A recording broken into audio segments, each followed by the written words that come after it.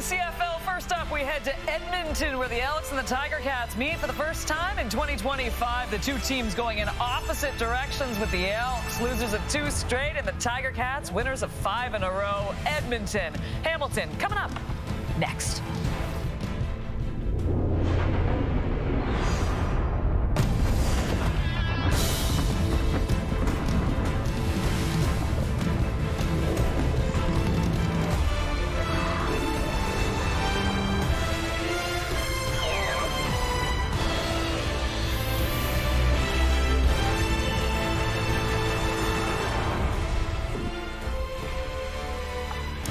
Your current front runner for MOP, Bo Levi Mitchell. He leads the CFL with 2,201 passing yards, 15 TDs, also 16-4 in his career against Edmonton. But Cody Fajardo is 6-1 against Hamilton, 346 passing yards last week, all while being sacked 8 times. By the way, it was his 16th 300-plus yard game of his career, and they're looking for more from Cody this afternoon. Hello, Canada, and welcome to a doubleheader on Saturday. Keeping us alongside Enoch Mwama, Dave Naylor, Milt Stegall, as we get set for our first of 2 games. And Milt, I just explained that Cody did do well, I think, last week. Obviously, they didn't win the game, but you have belief in him today. I believe this team will play a lot better. Do I believe they're going to win? Let's hold off on that. But I believe Cody and this team will play a lot better. Kate mentioned it. He's 6-1 against these Tiger Cats. These Tiger Cats are also playing their 3rd game in a row on the road. And Cody Fajardo, let's be honest, he's one of the most efficient quarterbacks in CFL history. His 2nd week in this offense, I think he's gotten more comfortable with those receivers. I think they'll shore up that offensive line, allowing him to use his skill set. So I think this Edmonton Elk team will be a lot better than what they were last week. They're going to have a tough challenge going against that defense in Hamilton. It was funny, the first couple weeks of the season, we're kind of like, wow, that Hamilton's going to be a lot better. This is, both offensively, defensively. They just don't have a presence. Well, they've won 5 in a row. They've won 5 in a row since they put Devin Veresek in at middle linebacker. They've added Reggie Stubblefield and, of course, Kenny Lawler as the headliner, top target in the CFL, big plays. This is a tough matchup. Either side of the ball for Edmonton this afternoon. Yeah, you talk about the better matchup that they'll have this week against this defense. But I'm looking for their defense in Edmonton as well. Facing Bo Levi Mitchell last week was probably their best performance that they've had all year long. But they're going against a guy who is practically re-entering his prime, which is unbelievable to see. I mean, I'm kind of jealous of Bo Levi Mitchell. We all called that. We've called that for years. That Bo, the best is yet to come. And really it is, because guess what? He's chasing a record today as well. So Bo Levi Mitchell, 41,224 career passing yards. He is 132 shy of the one and only Doug Flutie for 9th all-time.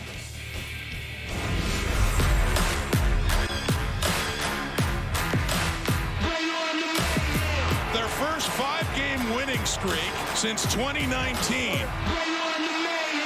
Fajardo has found a way to throw 2 touchdown passes, and we got a ball game. I'll see y'all next week. I know y'all watching.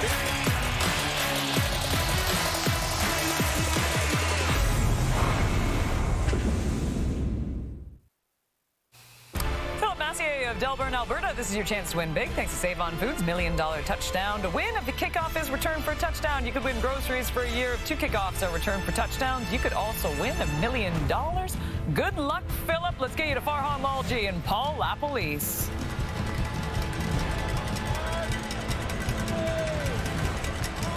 Thank you very much, Kate. Happy Saturday, Canada. It is the first of a CFL on TSN doubleheader from the Alberta capital, and it is going to be a hot one for those on the field, and not just the temperatures, because we have got the red-hot Hamilton Ticats in town, winners of 5 straight for the first time since 2019, and they're taking on Lapo, an Edmonton team that slowly showed some signs of life last week with a new starting quarterback. Cody Fajardo showed a lot of great things last week. 346 yards passing, 2 touchdowns, 0 interceptions. The rhythm this offense has been looking for showed up last week. Hey, last week, Tracy Ham. This week, 132 yards just to pass the amazing Doug Flutie. Very interesting to see that happen today. Scott Milanovic, meanwhile, was the head coach in Edmonton briefly. Never actually coached a game for the franchise before departing to Hamilton. Mark Killam, very proud to be here in Edmonton, and said his team has had a great week of practice.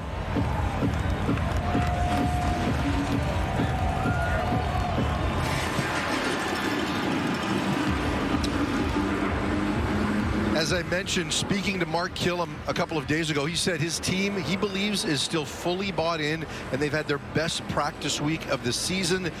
Getting Fajardo brought them some signs of life, Lapo. And certainly, I think the defense, you know, after the bye week, the defense was much improved versus Saskatchewan, and going against Trevor Harris is not an easy feat. So a lot of things to build on, a lot of things to fix from last week. Offensively, we'll talk about tonight the sacks they gave up. But very positive things they felt from last week. The electric Isaiah Wooden takes the opening kickoff, crosses the 30. He's got some room. He's got some space out in front of him. I'm not sure they can catch him from here. They do manage to turn him back. Great opening return for Isaiah Wooden inside the Edmonton 30-yard line. What a start for the Ticats. Once again, Isaiah Wooden, explosive football plays from this player. Kickoff returns, got the most in the Canadian Football League from explosive kickoff returns. Bounces it, makes it move across the grain. It's a boundary return, and then he just sees color, and he cuts across the grain on the color. It just uses his speed to get the explosive play to put this ball inside the 30-yard line for a short field for the offense. 75-yard run for him. Blanchard slowed him up. You wouldn't think the kicker could do that, but he did. Nonetheless, Bo Levi Mitchell is going to like what he sees. Handoff to Bell, right side, cuts inside, picks up about half of the 10 yards needed here. Bo last week and throughout the course of the season, the biggest number, as you see, is 15 touchdowns, 3 interceptions. That's what had to change for him in year 2 with Scott Milanovic. Scott talked about he really understands the system so much better. And really understands this one, Farhan. It's not only the number 1 person you're throwing to. Sometimes when they take number 1 away, and he still finds his check downs. And he needed reps of that, trying to make sure not only just throwing to the primary guy, but second, third, fourth guy in the progressions. You saw how big a priority Kenny Lawler was for the BC Lions and allowed others to pay. This time it's Keandre Smith with the touchdown. He had a big game last week, and he follows it up early here. Good move by Keandre here, and great recognition by Bo. This is an inside-out read for him. He sees Keandre Smith on a skinny post in the middle of the field with really no help underneath. And what's he do? When both linebackers blitz, he knows there's nobody in the middle of the field, and he has position to throw the skinny post to Keandre Smith. And Keandre continues to be a focal part of this team and this offense after last week's amazing 14-catch game. Finished it off with a TD right off the bat. I asked him after the game, of all the Canadian receivers that are excelling right now in the CFL, are you the best? He said, absolutely. Leggio on to attempt the PAT. It is good. And the Hamilton Ticats, with Keandre Smith continuing his red-hot play from last week, go up 7-0 early.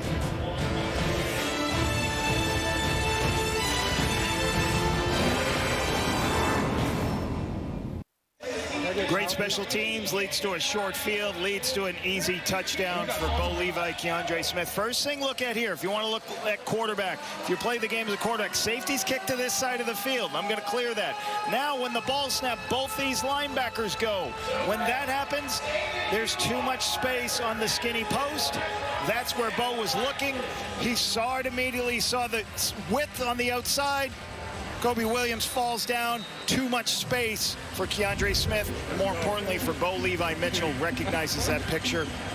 Like an excellent start for them. Big return, Isaiah Wooden, one of the best returners in the Canadian Football League right now. Meanwhile, Mark Leggio kicks deep. That is Javon Leak on the return. Let's see if he's got a big play at him. We've seen plenty of that over his career. Out across the 35 to the 38-yard line, where Cody Fajardo will get his first opportunity to respond. And for Cody last week, there were a couple of good things. There was a couple of explosive football plays. That's something they were lacking. Shots downfield that led to explosive football plays. He had a couple of those in the games. He used his legs to create one of those explosives. And the biggest thing you see right there, 0 interceptions. Cody will complete passes, as you will see. Like he's got the highest completion percentage of any quarterback in the history of the game. So he's going to get some completions. First play, the quick fake, they get it outside. That's Dunbar in the flat. Katsantonis with the tackle, close to 10 on the play. Good start for the Elks. David Baird today and that offensive line, they're going to have a lot of things to work on this week after giving up a bunch of sacks. It's probably a tough week for them after giving up 8 sacks, working on how they can improve. Stephen Dunbar plays his old football team. Stephen Dunbar plays his own football team, leads the Elks 333 yards, 1 touchdown on the season, leading receiver for the Elks.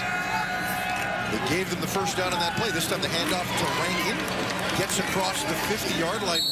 Not much there, but he does manage to fight for a couple of extra yards. Gets 4 on first down. Philip Osai gets his first start of the season. Played on the roster, but he's filling in for Tyron Garbett.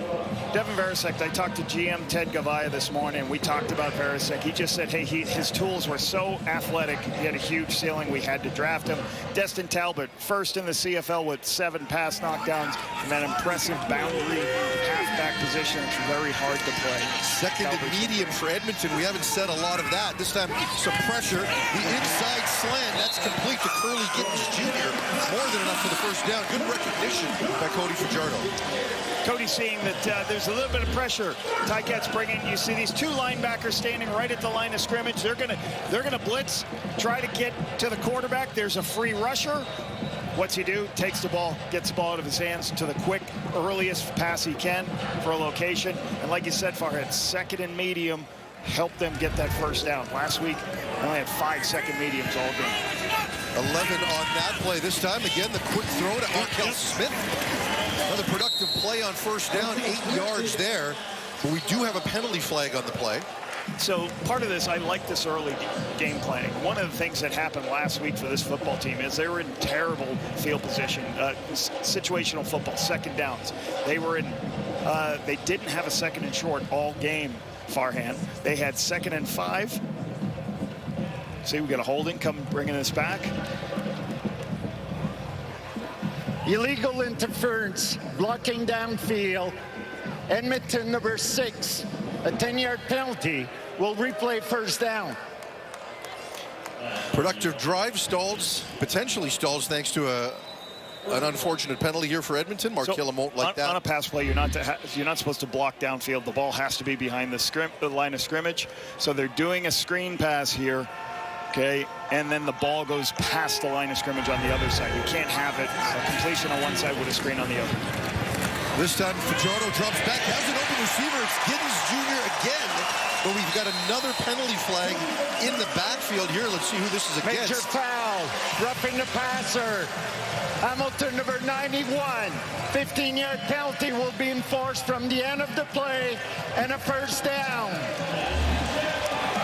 25-yard gain, Miles Fox with the penalty. You have an inside receiver clearing out, and then you're wrapped behind it. 2 receivers go high, 1 underneath. Great throw and location. Amazing play for that 25-yard gain. There's the roughing the passer. Can't make a blow to the head. Net of 41 there all of a sudden. Edmonton at the 16-yard line, knocking on the door in the red zone. An extra lineman in motion. The handoff around the end to Dunbar. He's got some room, cuts it back inside. That was Jonathan Moxey with the tackle, potentially preventing a touchdown there. 9 yards on the pickup. Edmonton moving it well. You're trying to slow these players down. Sometimes these reverses get great yardage, but sometimes it just slows people down. You'll see 2 people pull to the left and then flip their hips and turn around and go the other way. Trying to make the defense go both directions and trying to slow down the backside. Good first drive for the Elks. Phil Grahovic, the backup lineman, in motion coming around the corner there. 7th play of the drive coming up here. We've now got Cole Snyder into the game at quarterback for the short yardage. Looked like he might have bobbled the snap, but I think he got it back and got the first down.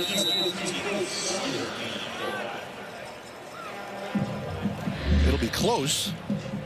Bobble, you can see the snap right here, bobbled a little bit. Now the hardest part is when the center moves forward, the quarterback actually kind of has to lunge forward to make sure he doesn't stay outside, so his hands depart from his underside. So he's got to ride that underneath to get that, but he was able to recover, make this 3rd and 1. They'll go for it here on a 3rd and 1, 3rd and inches. They should be able to get this. But a good drive, really changing up what you're doing. And the biggest thing is success on first down. That's what they did not have last week. Snyder again takes the handoff, left side, should have the first down. Edmonton 5 of 7 in that situation coming into this game. A little bit better push. Really good push on the offense line. Just going to try to dive low, get lower, and then the quarterback's just got to drop and get underneath. Good first down, put themselves inside the 5-yard line. Very productive opening drive for Cody Fajardo and the Elks, especially after the 10-yard penalty early on, put them behind the sticks. Let's see if they can finish it here. First and goal from the 5. The handoff to Rankin. There is a penalty flag in the play. Rankin bounces, cuts inside, touchdown, Edmonton. Let's see what the flag is.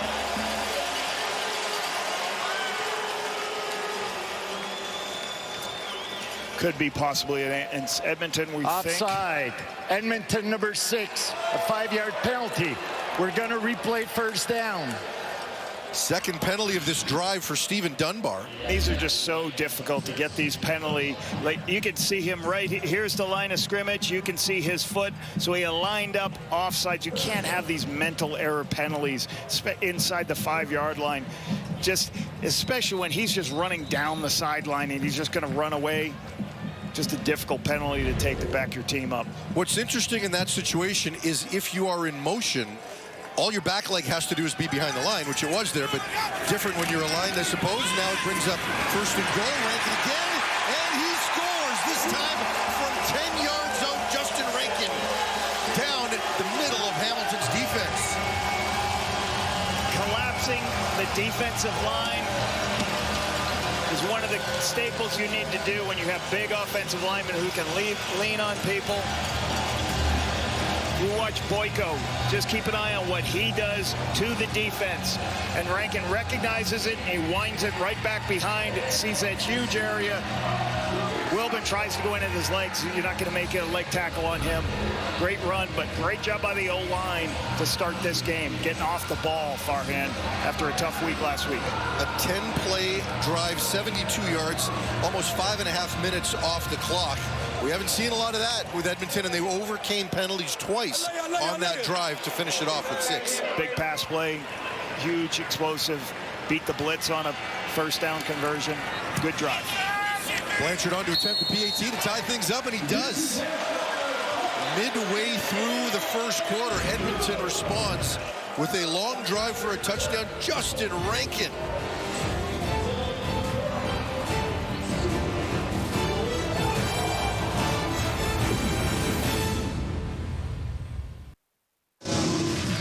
After an easy opening drive for Hamilton, Edmonton with a chance to respond, Lapo. A couple of short passes to Steven Dunbar. Throw into a blitz to get easy first down. Then the big play to Curly Gittens Jr. for 25 yards. A little reverse, a little razzle-tazzle inside the red zone. Will make the big play.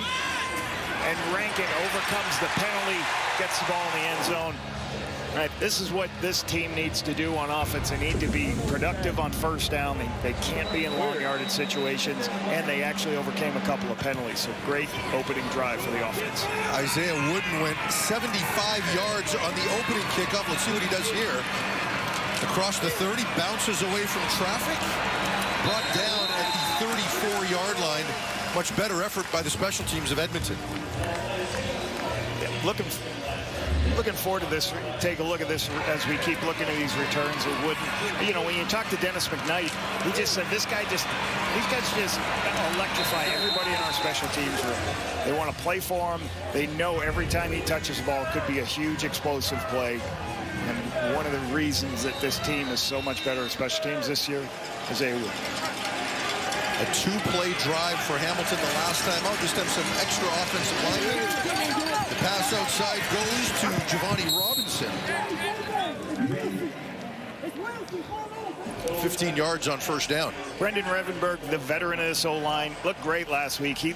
This line is tied for first in the CFL with the fewest sacks, only 7. This is a good group, knows what they're doing, protection. Keandre Smith, we already talked about him. Best game of his career, 14 catches, 138 yards, 2 touchdowns last week. Hamilton approaching midfield. 1st and 10. Bo Levi Mitchell under center. One extra tight end in the game there. This time the quick pass to Tim White. Picks up a block on the right side. Edmonton rallies well. 5-yard gain on 1st down. Robbie Smith back on the roster after missing the last 2 games with injury, trying to improve this team that's 9th in sacks with only 4 this season. Joel DeBlanco, first start of his career, first overall pick last year from Cincinnati. Said the game started to slow down for him year 2. J.J. Ross, 2nd-year player from Western Illinois, is going to draw the task of going against Kenny Lawler a bunch tonight. They gave him 6 on that 1st down play, brings up 2nd and 4 for Bo. Lawler and Smith in motion. The give to Greg Bell, left side. Should have enough for the 1st down. So many options for this Hamilton offense. Greg Bell getting in. Nice run on the inside. Good push. These two work, create a huge hole. You got the receiver comes in to help out. 2nd and 5. That's going to be an easy run off the inside zone for a good gain.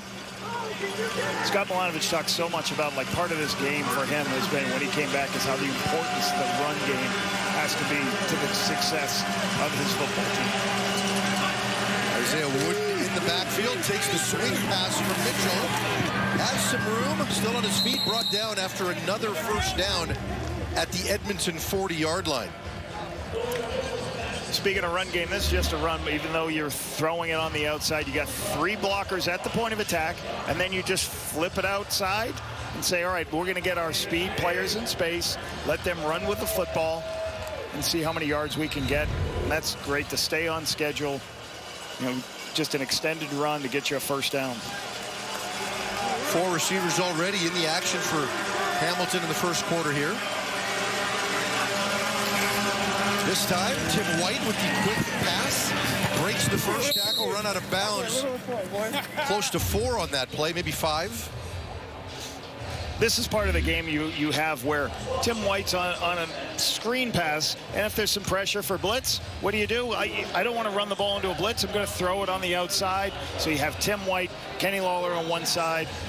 The Elks blitzed on that last play. Bo recognized it, throws it out to Tim White, and that run pass option of, hey, we're not going to be in a bad position to run the football. We're going to make sure we have options in the pass game.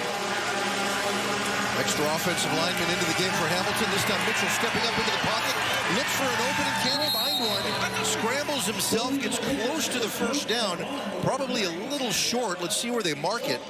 Bo Levi Mitchell in the last 2 games, we've seen him running a little bit more than usual. That's one of the things that talking with him last year, he said that there's one time Scott pulled him in the office, said, hey, listen, you're not running when you're supposed to run. He's like, what do you mean? And Scott pulled up a bunch of clips where he should have pulled the ball down and ran. And so much of this offense is tied to your footwork. You get to your 1st read with your footwork. Your 2nd read, it's not there. 3rd read, you better start, take off, and run. He's done that very well, and nobody expects him to run with the football. Jake Donegal in on 3rd and inches. Falls forward for the yard that he needs. 1st down Hamilton at the 29-yard line of the Elks. He's tall enough you can just flip him over, how tall Jake Donegal is. He's better at it now. I mean, there were times in BC and Saskatchewan when he struggled in the short yardage role, but seems to have found a groove here with a pretty good offensive line in front of him. And the biggest thing you want to do is usually you're trying to go to the lowest technique. You're trying to go make sure there's not a jumper that's going to hit you in the head. You try to go underneath the linebackers and find the soft spot in the defense. Mitchell has been very good on 1st down so far on this drive. This time the hand up to Johnny Augustine. The Elks are right there, not much room for the product out of Guelph. Looked like Kenneth Logan Jr. there on looks like the tackle wrap play as the Elks stuff that run as the Ticats try to bring a tackle around to the middle of the field. You'll see him pulling around the edge. Nothing there. Kenneth Logan sees it, drives it inside. Good recognition with his eyes. Seeing the tackle wrap play.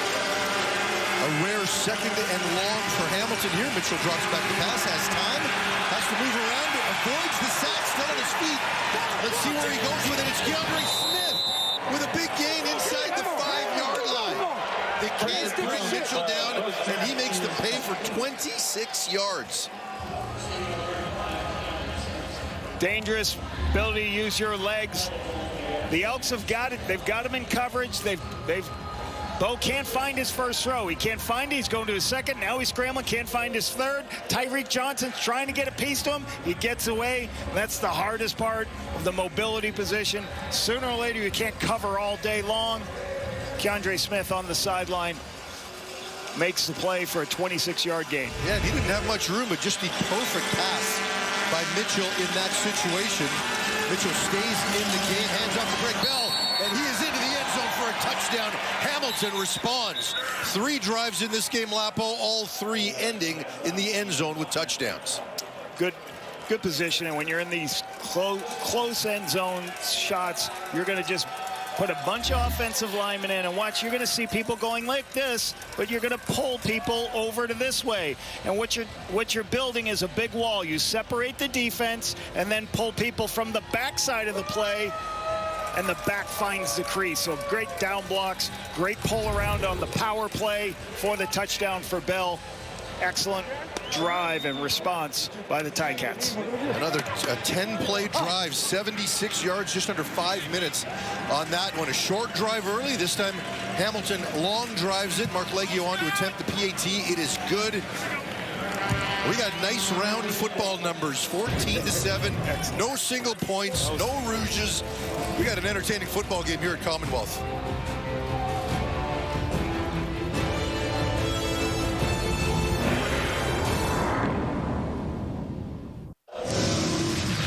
Play 64-yard TD drive, little of everything. Everybody plays off in coverage, get it to Giovanni Robinson underneath. They blitz, get it out to Tim White. Get a little bit of screen pass on the sideline. Climb the pocket. Scramble for a first, scramble for an explosive play, and make the O-line coach happy with a big power play down at the goal line for fun. So that's 76-yard drive for the touchdown. Each team with a 10-play touchdown drive. Let's see if the Elks can answer again. Leak at his own 16, takes it to the right side.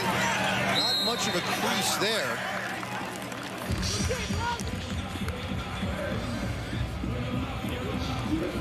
A lot of fun so far here at Commonwealth on a beautiful afternoon.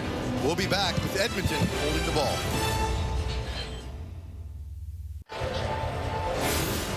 Keandre Smith couldn't remember the last time he had 14 catches in a game. Didn't happen in college. He's not sure if it happened before that, but it happened then. He started out well tonight, and with more on his story, here's Tom Guzzola. Farhan, monster week 8 for Keandre Smith against the BC Lions. 138 yards, a couple of touchdowns, and like you said, almost entering history with Andy Fantuz's 15 receptions as a Canadian.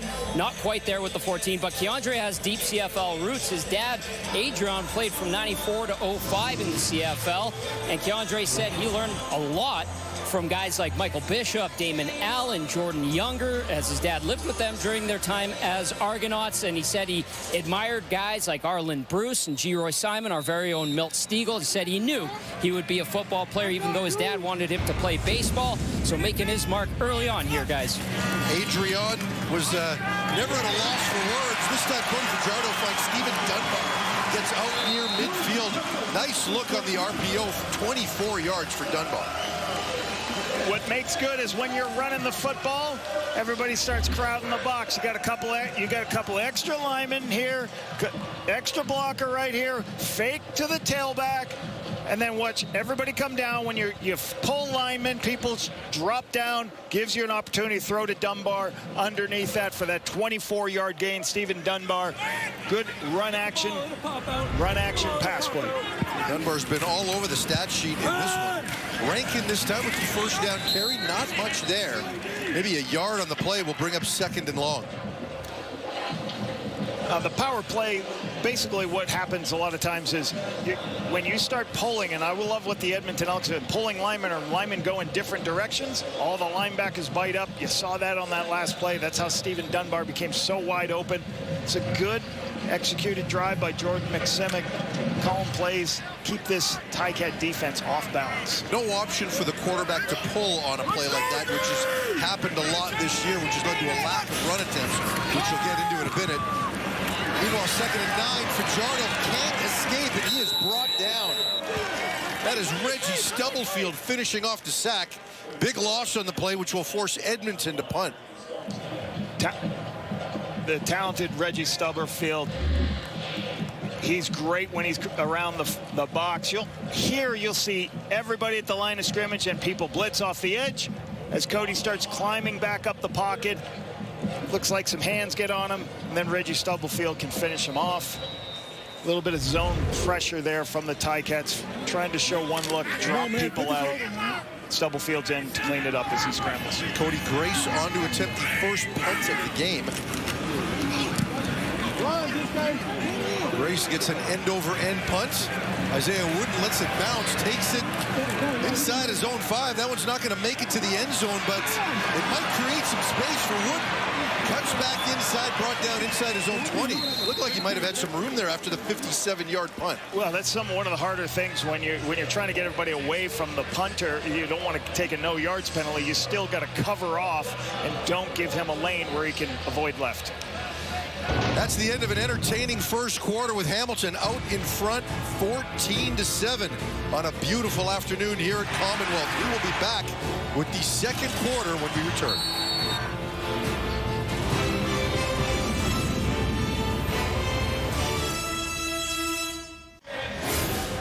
Lapo, a pretty efficient first quarter for both teams. Neither quarterback has gotten an incomplete pass so far. It could be a track meet. Can Edmonton keep up?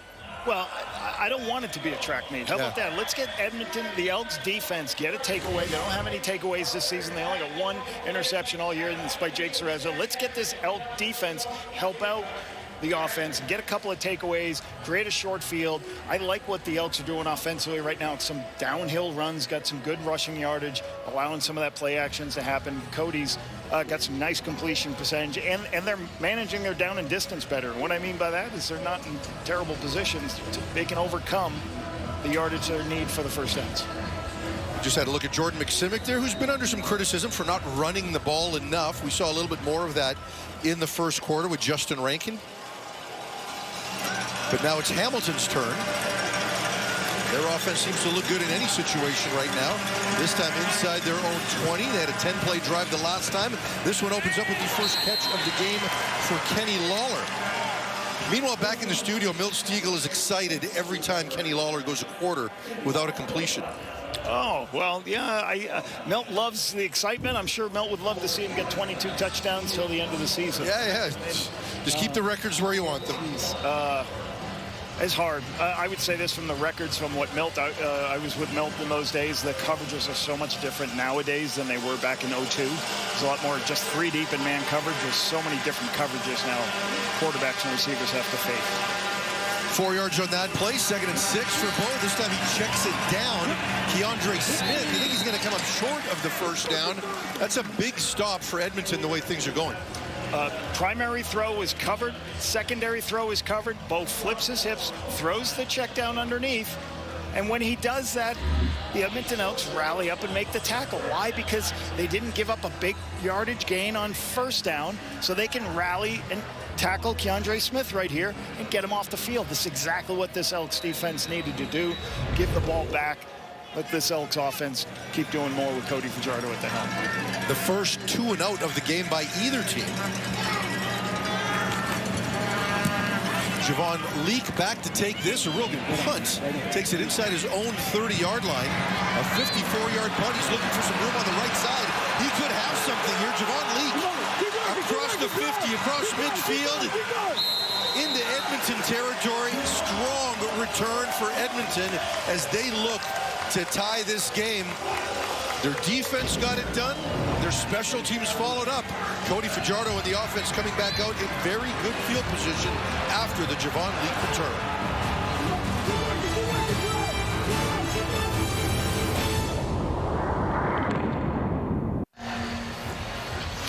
part of the struggle last week versus the Saskatchewan Roughriders was their first down productivity for the Elks. If you look at this, they didn't have a short yardage situation. They only had 5 mediums, 9 second and 7 and 10, and 6 extra yardage play, including 2 second and 20s. Any team is going to struggle. The 8 sacks come from not being productive on 1st and 10. You've got to make sure you're more productive 1st and 10. It started out this way already. Rankin takes the handoff. Not a lot of room, stays on his feet, but not for long.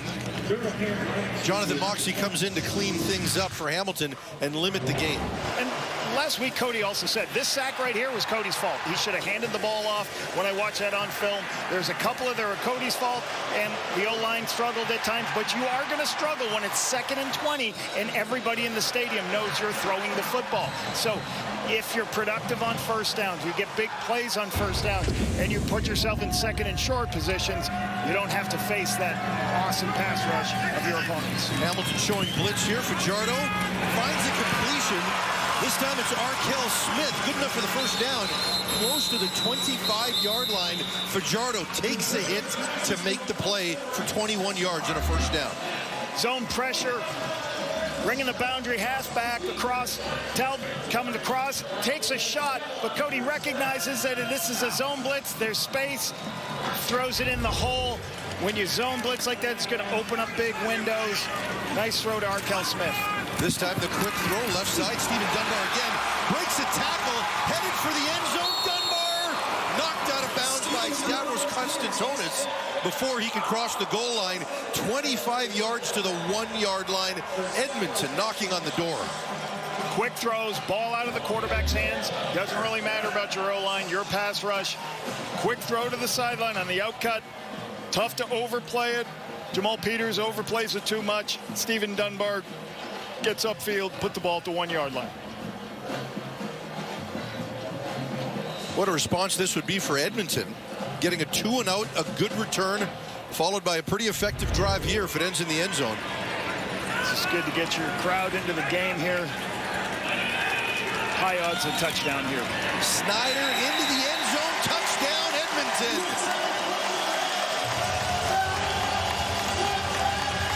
What a drive by the Elks.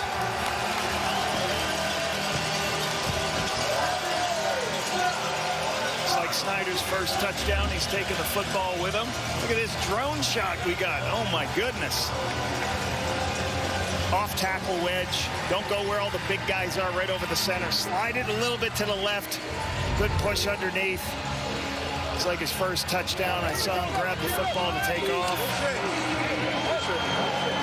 4-play drive. That'll give the Elks some confidence. 47 yards a minute, 41. The big play, that 2nd and long conversion to Arkell Smith. Into blitz, into pressure. Cody stays in the pocket. Knows there's a free rusher, but he knows I can get the ball out of my hands to Arkell Smith into that hole in the defense in the zone blitz. It's a good thing for Snyder, thanking his big men, the O-line.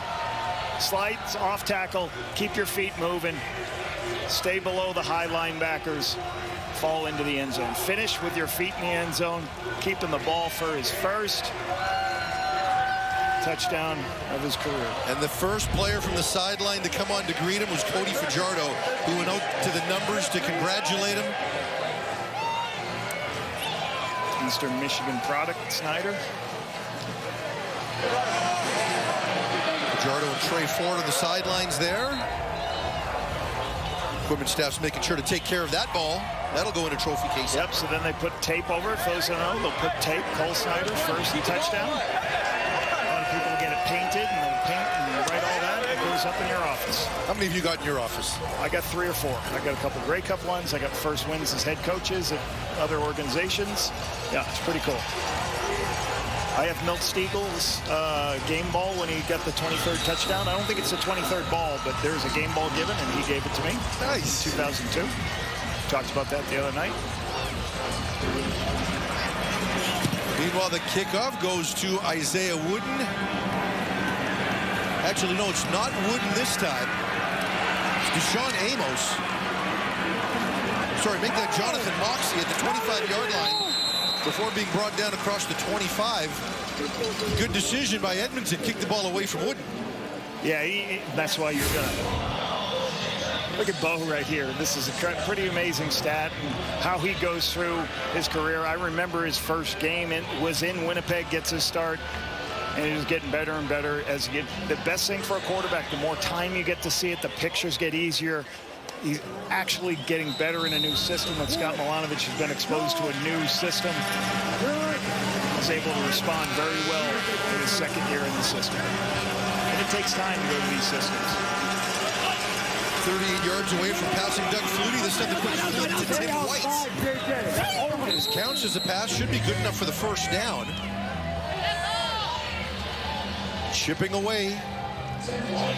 Moved into 10th place last week, looking to pass Doug Flutie to get to 9th. The end is going to crash, and then the receiver is going to come. You just toss the ball to him, and as the linemen go to the right, what happens is the end just takes one step inside. Too late. Tim White's around him. That's a wrong way run. You're trying to protect your other runs by showing some misdirection. So the end crashes. Tim White's around the defense. Looks like Bo might be changing the play here. He's under center. A wrinkle we do see from Scott Milanovic from time to time. The handoff to Bell, nothing doing. Edmonton's D all over it. Penetration at the point of attack. Pulling two people this way, but we get penetration on the backside of the play. Jake Seresna gets in there and is able to make the stop. Or Brinkman. Hard to see on that one. Right, good stop on a 1st and 10. Jared Brinkman and company. Loss of a yard, 2nd and 11 for Hamilton. Mitchell dropping back to pass. Finds Tim White again. Good enough for a first down. Brought down just across midfield.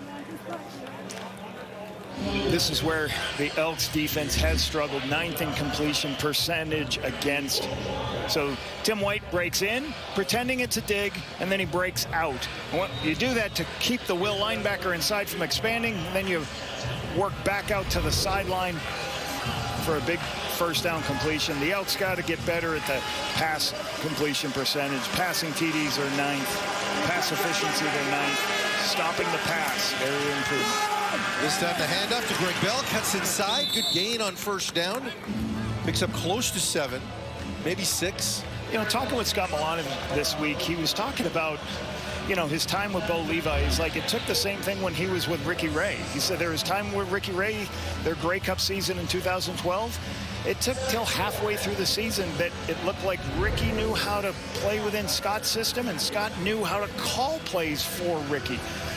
So certainly last year was their starting point, but Bo's just taken it to another, you know, just to another level this season, and adding Kenny Lawler to the mix, adding the stability on the O-line.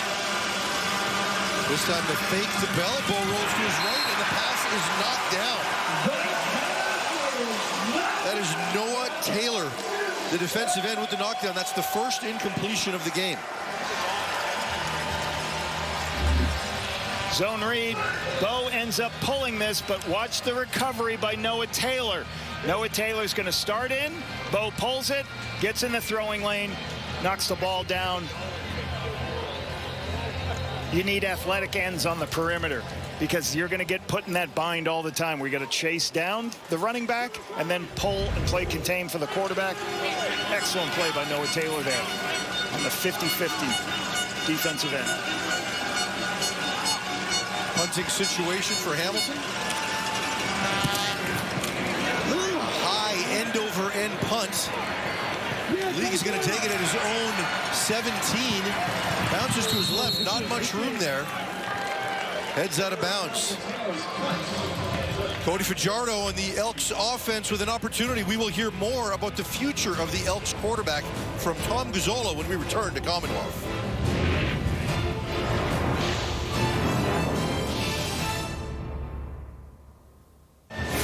Well, certainly some disappointment from Cody Fajardo when the Montreal Alouettes decided to go in a different direction, but he's found new life here in Edmonton, and he has now got the #1 completion percentage in CFL history at 71.2. He is 6 for 6 today. With more on his story, here's Tom Guzzola. So far, so good. Farhan for Cody Fajardo in the Elks offense. And the grizzled vet, 9th season, 5th team, 33 years old, obviously has been through this league, knows what it's all about, and looking for the right opportunity. And he has an opportunity here with the Elks after taking over in week 6 from Trey Ford. He says things are a little bit murky going forward. He's got a young family, kids under the age of 2. And if the right chance presents itself, Cody could be playing a little bit longer in this league. Cody pulls the ball over the shoulder throw to Curly Gittens Jr. Productive play on first down there as Fajardo takes another hit to make a play, and this is what endears him to his teammates. This is the accuracy you're talking about also. He pulls it, watch the end recover. He's going to deliver a shot, but watch the location here. And Curly Gittens Jr. makes a great catch. But that's a great throw when you have somebody bearing down about to hit you, and that's why Cody's at the top of the list for completions. 2nd and 4 here for Fajardo. The quick pass. This time Stephen Dunbar takes a big hit. Reggie Stubblefield right there to keep Dunbar a yard short of the first down. Interesting decision coming up here for Edmonton.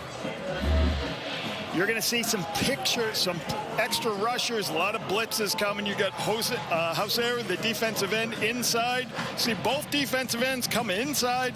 Big blitz pickup on the inside to get that throw out on the perimeter. A lot of work for the Edmonton Elks. Offensive line versus Ticats showing a lot of different looks early on, but they're picking it up.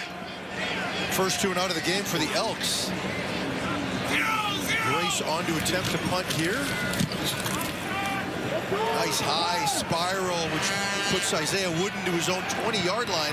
After a 59-yard kick, he breaks the first couple, gets out to the 35-yard line as Edmonton limits the damage. Bo Levi Mitchell on his way. He is so close to passing Doug Flutie for 9th on the all-time CFL passing list. We'll see if he gets it when we come back.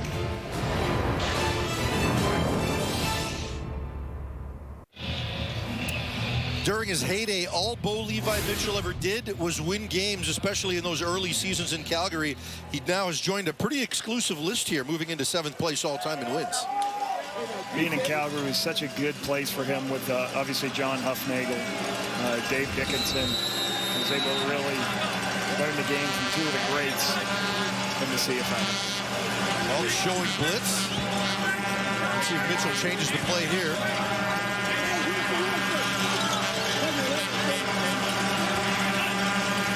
Edmonton doesn't blitz this time. The quick pass to Kenny Lawler. Defender right there for the tackle. J.J. Ross.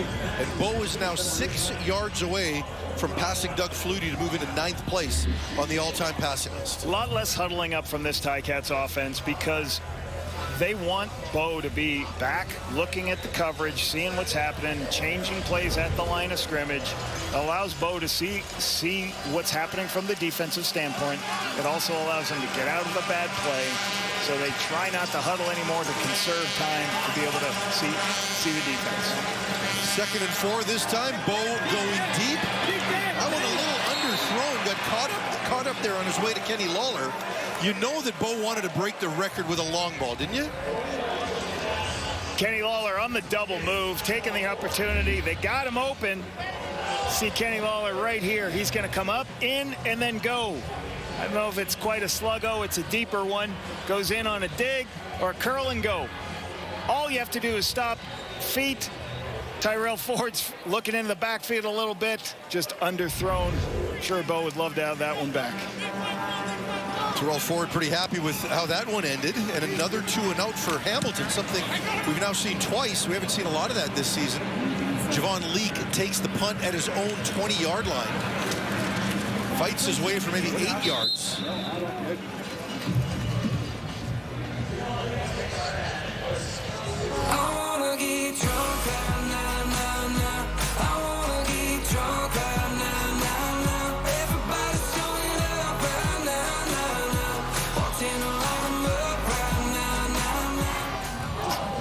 This guy's drunk all the time. Every time I hear this commercial, this guy's getting drunk. This guy, Lord. Is he in college? Is he in Plymouth State College with me? Good Lord, back in the day? Yeah, I'm not going to touch that. Edmonton with a couple of extra linemen into the game now to try to help protect Cody. This time, he has an opening. This time it is Keon Julian Grant across the 40, across the 35. Big gain on the play for Edmonton. One of the changes you're seeing from this Elks offense is a couple of extra offensive linemen into help blocking. Cody still does take a shot, but these are two deep crossing posts. One of them gets dropped. Keon Julian Grant gets this huge gain of 47 yards on the deep crossing routes with the max protection. And Cody's still sitting in there slinging it even though he's taking shots. Edmonton in field goal range right now. This time the handoff to Leak. Cuts inside, has some room, cuts back again. Nice gain on first down by Javon Leak to the 17-yard line. Gain of 18. Second level sometimes is difficult. Pressure off this side, but you have an outside zone play right here, and you're going to make one cut and get north-south. And that's what you're trying to watch the defense stretched, foot in the ground, in, and then back out. This is one of the best things Javon Leak can do. Widen people out, find a crease, get north-south on outside zone. Big first down on first down. Edmonton's third trip to the red zone. They're 2 for 2 earlier. Another handoff downhill to Javon Leak. Not as much there that time, but still manages to pick up a couple. Yeah, there's a couple of yards, but like an interesting thing, if you look at the rushing stats from last year to this year, you know, they really have not made it a feature of running the football, you know, when you have Justin Rankin and Javon Leak. And I think people are, you know, let's help Cody. Let's help Trey Ford early in the season, making sure we have some run game. But I like the commitment so far. And again, you have to keep calling runs, even though it's not working sometimes. You have to be patient in the run game. And it's sometimes hard because you put yourself in second and longs a lot. 48 rushing yards so far. This time, the swing pass to Rankin, good enough for close to first down yardage as he gets back into the game. Cody Fajardo 10 for 10 in the first half as we get close to the 3-minute whistle. And that's the best thing about Cody Fajardo. One of the reasons he is so accurate, because how quickly he processes. He sees nobody's out in the flat here. Rankin's out by himself. The coverage has lifted, so he immediately changes his drop and throws it outside. And you always want to throw the ball when the defense is most out of position. So the ball's out quickly, gets 9-yard gain, put him first and goal. First and goal at the 6-yard line for Fajardo and the Elks. This time the fake to Bell, the underhand shovel to Bell. Does he get in? No, just short. Very creative play there. And that takes us to the 3-minute warning. Edmonton knocking on the door again.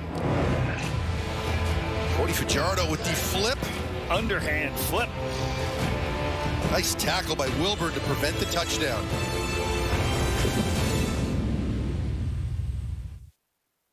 What do we ask for before every single game? A great game.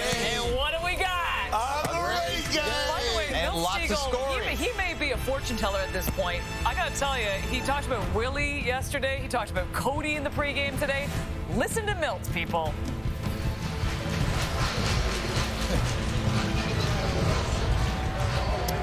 We always do. I always do. Yeah, words to live by. Listen to Milt. Snyder on to attempt the 3rd and 1. Does he get in? Touchdown, Edmonton. The Elks cap off another solid drive and take the lead with 2.5 minutes to go in the first half. Lapo, who had that on their scorecard? They're making quick plays on the outside. They've got more explosive plays. Yeah, the change to Cody Fajardo has obviously energized this unit. Since the bye week, they've gotten better defensive play. I'll tell you what the real change has been here. I'm in this seat instead of Dustin. Oh, there it is. It's got to be that. Dustin, if you're listening, have a good call in Montreal.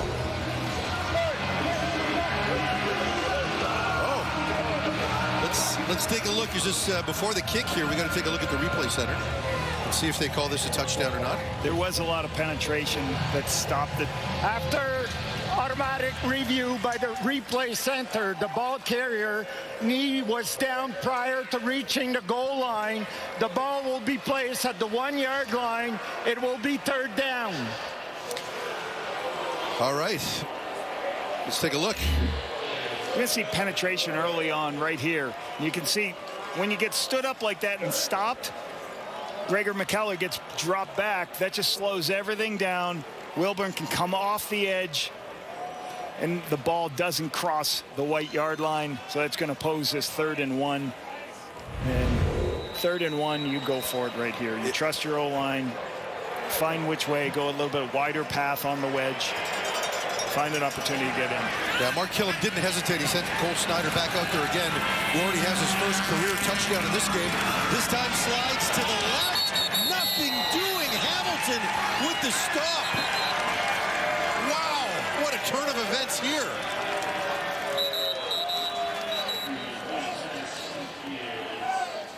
A huge stop by Hamilton shortly before halftime.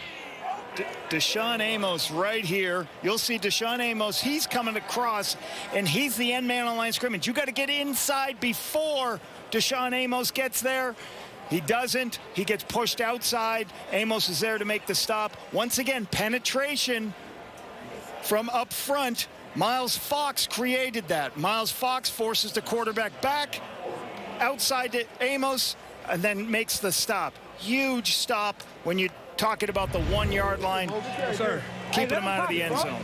Mark Corte, the injured Elk, at the 2-yard line, and he was the player that got beat by Fox, stood up, and that was where the play ended for Edmonton right there. And the way things have gone for this team this season, you know, those are opportunities you eventually look back on. This team's had some resolve today where they've been able to overcome some adversity so far, but that's the biggest one they're going to deal with so far. You can see them going to the right. The previous one, they got penetration going to the right side. They flip it. Let's go off tackle on the left-hand side.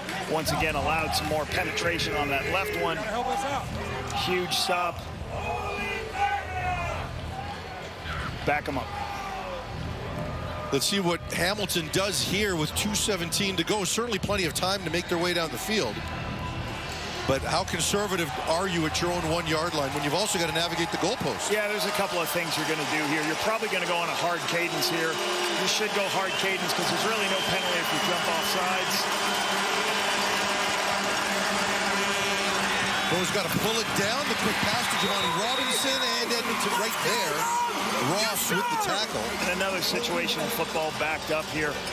You see Bo throws to the right-hand side. Normally you're going to call plays that are going to go to the right because you got the goalpost right there. So you usually throw to the short side. Robinson out in the flat. Good completion. That's all you take. Get yourself 2nd and medium.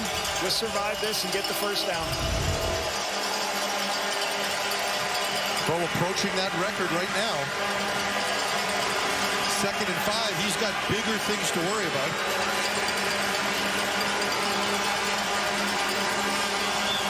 Mitchell with the quick drop, the throw to Shamar Bridges. Good enough for a 1st down. And actually on the previous play, Bo Levi Mitchell did in fact pass Doug Flutie for 9th place on the CFL's all-time passing list. That's quite a list. Doug Flutie, I grew up watching, and obviously one of the best players ever to play in this league. Congratulations, Bo, to move up all the way to 9th place. Move it all-time passing leader. Spectacular career for Bo Levi Mitchell. And he's on pace to have the past 2 seasons be the best 2 of his career. So what he's doing in his mid-30s has just been outstanding. And the best thing about playing within this system, it's so much tied to getting the ball out of your hands quickly. And you can see that from Bo. Well, when you do that, you take less hits. When you keep doing that, you can probably play a couple more years. You can extend your career because you're not taking hits. You're getting the ball out of your hands quickly. So yeah, I know there had been some suggestion this might be Bo's final year in the CFL. The way he's playing, there's no chance this is going to be. There's a guy named Trevor Harris who's 38 years old, still playing this league at a high level. 2nd and a couple right now, 1:15 to go. Just on the handoff to Bell. Good enough for the 1st down, and you get the sense at some point here, Hamilton is going to take a shot. Yeah, and keep mixing it up. You get extra tight ends in here, create opportunities for Greg Bell to get the ball up and inside. And when you get first downs, you get first down opportunities to take shots like you're talking about. 3 yards and a first down there as they get across the 25-yard line. This is already a huge drive for them to take it from their 1-yard line. Even if they have to punt here, they flip the field. I used to call that the win zone because you've got to get away from that backed up position. Don't allow Edmonton's offense a short field. Bo looks to Keandre Smith in traffic, catches the ball, stays on his feet before being dropped for 19 yards at the 45-yard line. 56 seconds. Long time to go here for the Ticats. Vision and he threw this with anticipation and at a spot between 2 defenders where only Keandre Smith can make that. That's why Bo's a Hall of Famer. The location of that throw in between a defender underneath and a defender outside. Now Hamilton going quick. Edmonton brings the blitz. Mitchell gets it out to Bell. Crosses midfield, crosses the 50-yard line. Another first down after a gain of 17. Talked about him running as he climbs about. The best thing a quarterback can do is know where all your next receivers are. Watch him. He knows where his check down is as he's scrambling. He flips it to the left to Greg Bell. Gets the big first down. That's understanding where all your people are. That's understanding there's nobody else. I can make this throw. It's not a dangerous throw. I'm going to get tackled. Go make the throw. Put it in Greg Bell's hands so we can get the big first down play. And Jared Brinkman and Niles Morgan both injured for Edmonton. They've got to leave the game. So can you imagine this now? With a couple of minutes to go, you're at the 1-yard line. And if Hamilton takes this in, we don't do a TSN turning point anymore, but these 2 minutes would be it. Very difficult situation not getting in when you have that one opportunity to get yourself a touchdown. You know, going back to Bo here. Watching Bo, that was a deep shot. When we watched this play develop, hey, we're going to try to take a shot. It wasn't there. What did he do? He checked it down. And what did that check down do? Got a whole first down on that series. So he's doing what Scott Melange wants. Hey, when the shots are there, take the shots. When they're not there, get your checkdowns. Brock Mogensen comes into the game to replace Niles Morgan. Mitchell dealing with some pressure, scrambles to his right, looking deep, it's not there, and he gets brought down. Big play for Edmonton at a time when they really needed it.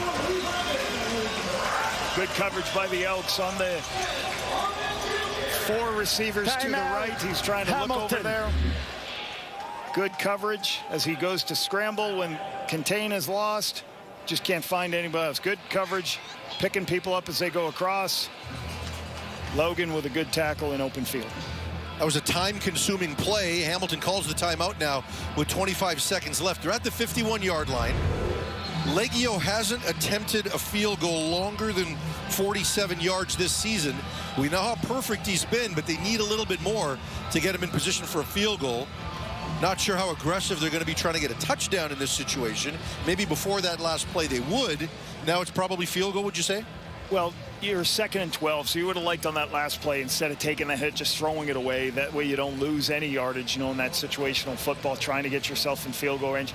Now, with 2nd down, the Elks aren't going to give up anything. They're going to play zone take the underneath throw, get an 8-yard gain, and make it easier for Leggio to kick the field goal. That's what you're trying to do. In this situation, you're going to try to get 8 to 10 yards, make it 3rd and 2. Now it's a 48-yard field goal. Leggio on a streak of 33 straight made field goals, including 18 for 18 this year. Career percentage of 86.9, which is 4th all time. Let's see if Hamilton can get him into that range. Big play for Edmonton right here. Or you throw it to Kenny Lawler for a touchdown fire. I don't know. Penalty flags on the play. Mitchell drops back the pass. Looks for Keandre Smith. That comes up incomplete. I think the flag is offside Hamilton as a receiver crossed the line of scrimmage, which means that'll get declined. And I don't think Hamilton kicks from here. It's going to be too long, I think, if almost offside. A 59-yard. Hamilton, number 4. That penalty is declined. It will be 3rd down. Edmonton dodges a bullet there. And again, coming off the missed field goal, this is a big stop for Edmonton. The missed touchdown, I should say. I think the bottom of the line right here. a little bit early in the waggle. You can be right on the line of scrimmage with your waggle. You just cannot be past the line of scrimmage on the waggle.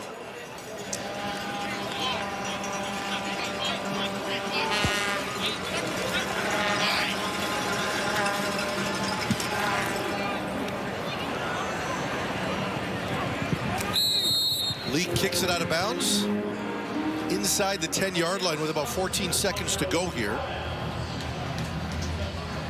41-yard punt in the perfect position. Edmonton will take over with 14 seconds left. Great stop by the Hamilton with 3 consecutive plays. 1 on the shovel play, 2 on the outside zone wedge, 3 this third wedge right here.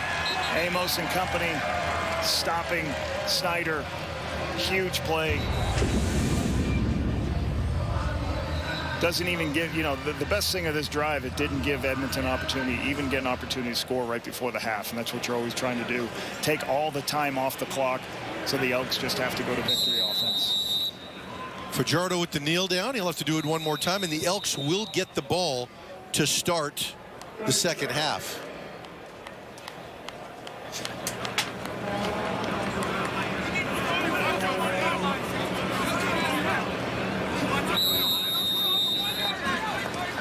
Lapo, the first 3 drives all ended in touchdowns. Just 1 touchdown the rest of the way as both defenses have been settling in here. You got to feel good. 14-14. Yeah, you're going to have to flush the you didn't score from the 1-yard line, but I think the defense is getting some stops. I think offensively they're keeping teams off balance. Cody's taken some hits, but he's had opportunities to throw the football, and he's made some nice throws downfield. Let's take a look at Stephen Dunbar, who's having a fairly nice day. 4 receptions for 62 yards, including a couple of big second down conversions, and he is standing by at the sideline with Tom Gazzola. Hey, Stephen. Stephen, you've got 62 yards through the air. How much does it help when you guys are putting more of an emphasis on putting the ball on the ground? I mean, anytime you're playing balance and we execute well, I think this offense is sky's the limit for this offense. Quarterback is playing well, O-line's playing well, the receivers are running their routes, and we're catching the ball. So it's coming together. I was going to ask you how much of a difference and how much adjusting is there to Cody? It's been smooth. Cody's a hard-working guy. Shows up early, leaves late. He makes sure that everybody knows what they're doing, too, so it's been smooth. What do you want to see from your group in this second half here? Consistency. Just stand down, staying committed to the process, not getting too high, not getting too low, but just finishing. Appreciate the time, Stephen. Yes, sir. Yes, sir. All right, Stephen Dunbar Jr. and the Elks tied at 14 with the tie. Cats will set it up to Kate and the panel.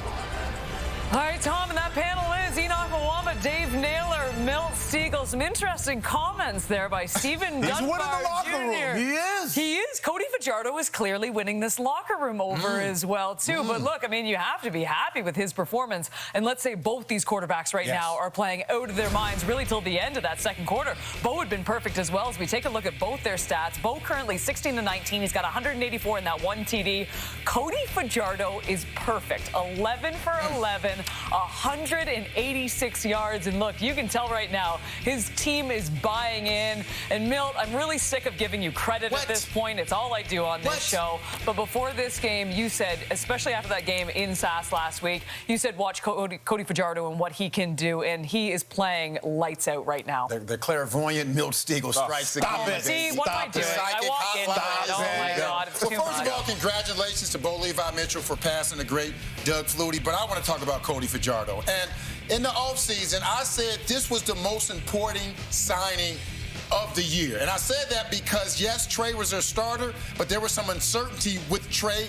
And the fact that they had Cody there, they wouldn't miss a beat if they gave him a shot. He's getting a shot, and he's taking full advantage of it. Last week we saw him. It seems like he was trying to get comfortable, but this first half, he's comfortable. 11 for 11 for 186 yards. He's spreading the ball around. As you just saw the Dunbar interview, they want Cody to be their guy. That's what it seems like. I'm not in that locker room. I haven't talked to those guys. But based on that interview, they want Cody to be their guy, and right now he's their guy. Yeah, he certainly is. And really, I mean, it's not like Cody Fajardo had a great drop-off, at the end of last year. He's really just picking up where he was in Montreal. Speaking of picking up, I'm going to go back to August the 2nd last year, exactly 365 days ago. You know what happened? Bo Levi Mitchell started his last game before being benched by Scott Milanovic. Wow. He threw 2 interceptions in a 33-16 loss to the Montreal Alouettes, and he thought his time as a Ticat starting quarterback was done. Of course, Taylor Powell got hurt. Bo comes back, and this is the version of Bo we got the rest of this season and this year. Look, it's great to watch Bo Levi Mitchell playing some of the best football of his career. The CFL is better when Bo Levi Mitchell is on. The other thing I think we have to recognize in terms of the progress that he's made is he's been healthy for a long time. You know, like his body, and you can see. And he's making some dynamic plays. He's not just sitting out there in the pocket. He's showing that he's got some versatility out there. But we were holding our breath, though, on a couple of those plays. We're like, Bo, slide, go down. We don't want him to get too confident. He's talked about protecting himself better, but on one of those plays right before the half, you're right. He took a hit that he didn't have to. Yeah, you don't have to. By the way, one of my favorite parts of having you on the panel, Dave, is you always have like a tidbit in that book of yours. You're like, yes, it was August the 2nd, 1972, when this particular thing happened. 365 days ago. The offense has been fantastic, but poor Enoch, sitting here the entire game, is like, just give me one defensive play to break down, and you finally got something. And I did get it, kid. In this type of games, it happens, right? When you get a perfect offense against a perfect defense, the offense is always going to make the play, right? But this game, we've been seeing such high-level offense, and this play right here was the one mistake that I knew at some point was going to happen,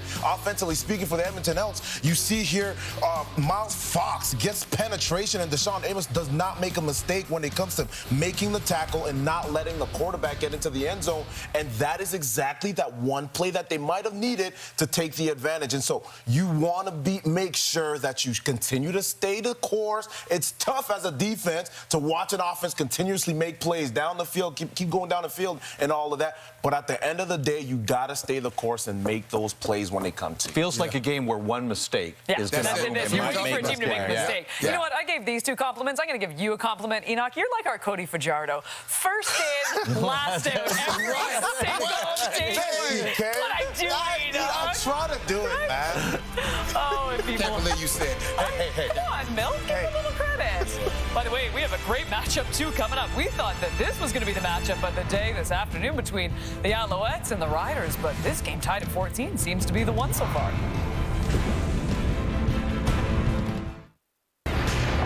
We were talking about accuracy when it comes to Bo Levi Mitchell and Cody Fajardo today, but how about Trevor Harris? 25 for 33 last week. It extended his CFL record of games with 70-plus completion percentage to 10 now. He has been absolutely fantastic at 39 years young, but he's going against this ferocious Alouettes defense this afternoon. For second in sacks this season with 16, but his Rough Riders on the other side of the ball, I mean, they have been phenomenal as well defensively. They've already got 20 sacks this season. That game going 7 Eastern, 4 Pacific. Cannot wait for that one. And we look at the Saskatchewan defense, and look, we give a lot of love to the Saski offense as well, too, but my goodness, their defense has been so fantastic this season. They absolutely have been, and you look at the last week that they played, they went crazy when it comes to the defensive line. 8 sacks on defense, and that made a difference in the game. And you look at the impact that has. Whenever you look at a defense that is successful, you're going to see a lot of pressure. And sometimes it's not necessarily just a sack, but a lot of pressures. And the DBs always are the ones that benefit from that. And they are doing just that. Obviously, this year, they haven't had as many turnovers as they've had over the course of the last couple of years.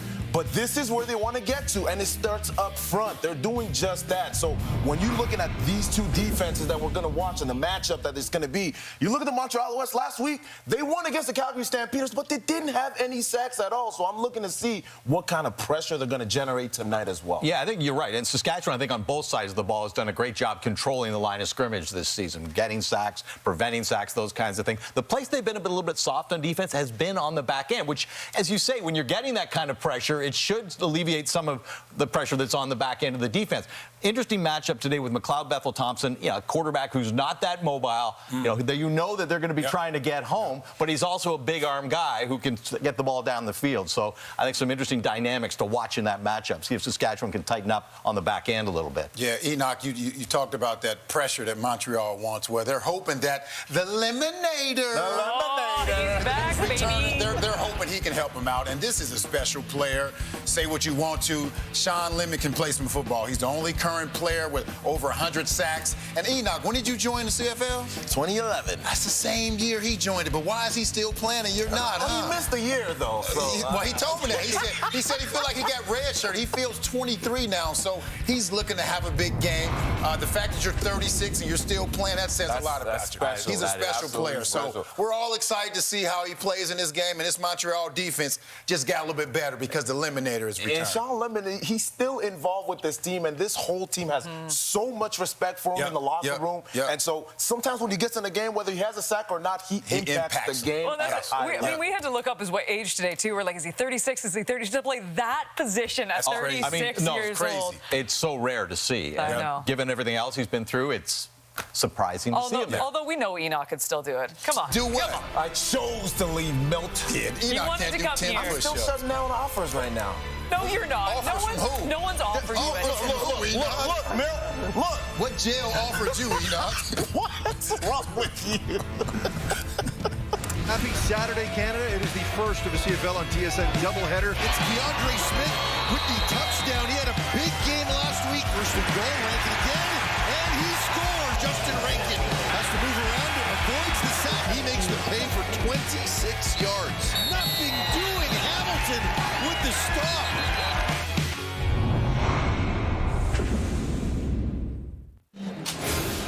A very entertaining first half of football. The two quarterbacks combined for 27 of 30 for 370 yards, 90% passing for those two quarterbacks. DeAndre Smith at the receiving end of the one passing touchdown from Bo Levi Mitchell. He's with Tom Gazzola. Keandre, I know you guys weren't able to capitalize when you had that the rush there at the end of the game, but how important was it to get the stop from your defense? I mean, that stop was big. Anytime you... It was a big opportunity, and then we moved the ball out, gave ourselves a chance to get some points, so it was a good ending. You guys are on a heater right now. How comfortable are you guys in tight games in the second half? Never stressed, but they're professionals too, and we have to do our jobs in order to come out with a win. What do you want to see different from your group in this second half? I don't want to see nothing different. I just want us to come together and execute. Appreciate the time, Keandre. Thank you, sir. Very serious, DeAndre Smith. Serious. There's Bo. You know, Bo's rarely serious. Except when he's fired up on the field, right? He's throwing his palms up. Keandre Smith, 4 catches, 73 yards, 26-yard long, and a touchdown. So you can see that he's a high priority once again in this system. You know, the Stamps defensively, I'm thinking about, or the Ticats defensively. I say Stamps because Ticats are bringing all kinds of blitzes and pressures to this Elks offense, and I thought the offense held up trying to handle all these different blitzes. Javon Leake with a good punt return in that first half. Now he's going to get a kickoff return right here across midfield to set his team up well for the opening drive of the third quarter.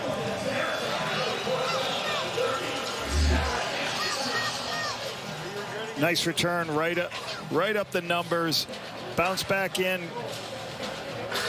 Really good balance and moves to the sideline, up that sideline return, flip the field. Nice by the special. Javon Leake makes a great play. Great field position to start for this Elks offense. From Hamilton's 53-yard line, Cody Fajardo 11 for 11 in that first half.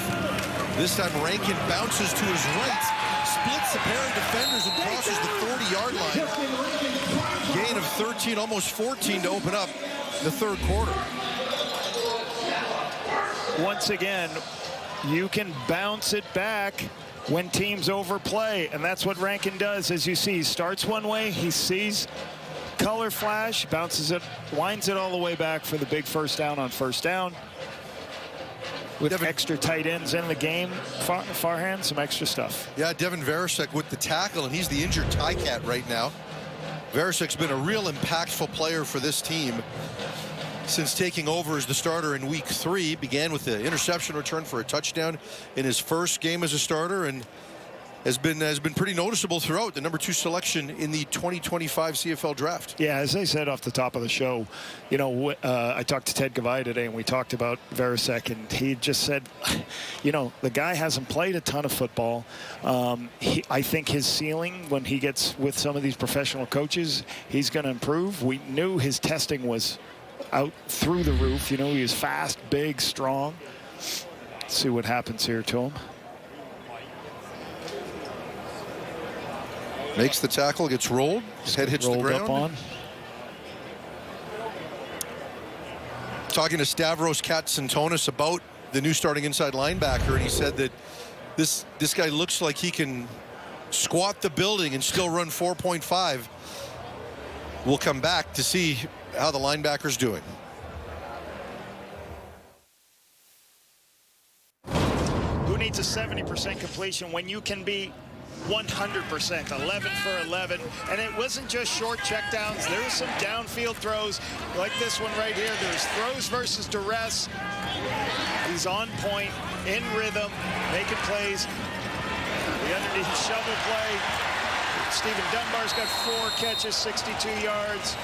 So a good first half for Cody. Edmonton's averaging 11.69 yards on first down in the first half. And almost 17 yards per completion for Fajardo. Devin Varasek, meanwhile, walked off under his own power. Looked like it's not going to be that serious. He's in the tent right now.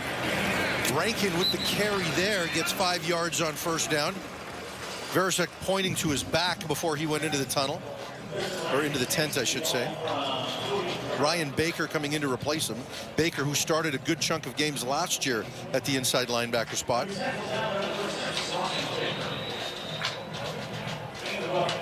In field goal range here for Cody. In a good position on second and medium.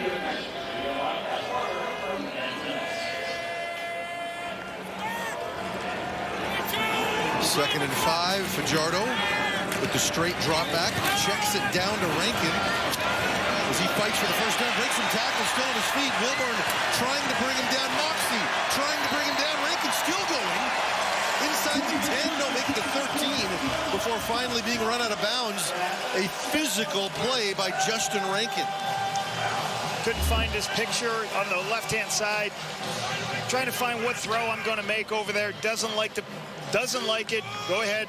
Find Rankin underneath before the Ticats can get there. And that's, I always say this, quarterbacks, you're never going to go broke, put money in the bank. If you've got a really good tailback, give him the ball in space. Let him make people miss in space. And it's going to turn a 2nd and 5-yard gain. Should be a first down. What did that turn into? An explosive run. Push you down inside the 20-yard line in the red zone. Rankin forces 3 missed tackles. This is now the 4th red zone opportunity for Edmonton. We know what happened in the last one when they got stopped down near the goal line. Fajardo drops back to pass. Has an open receiver. It's Rankin. Touchdown! Edmonton. Rankin, this time again through the air.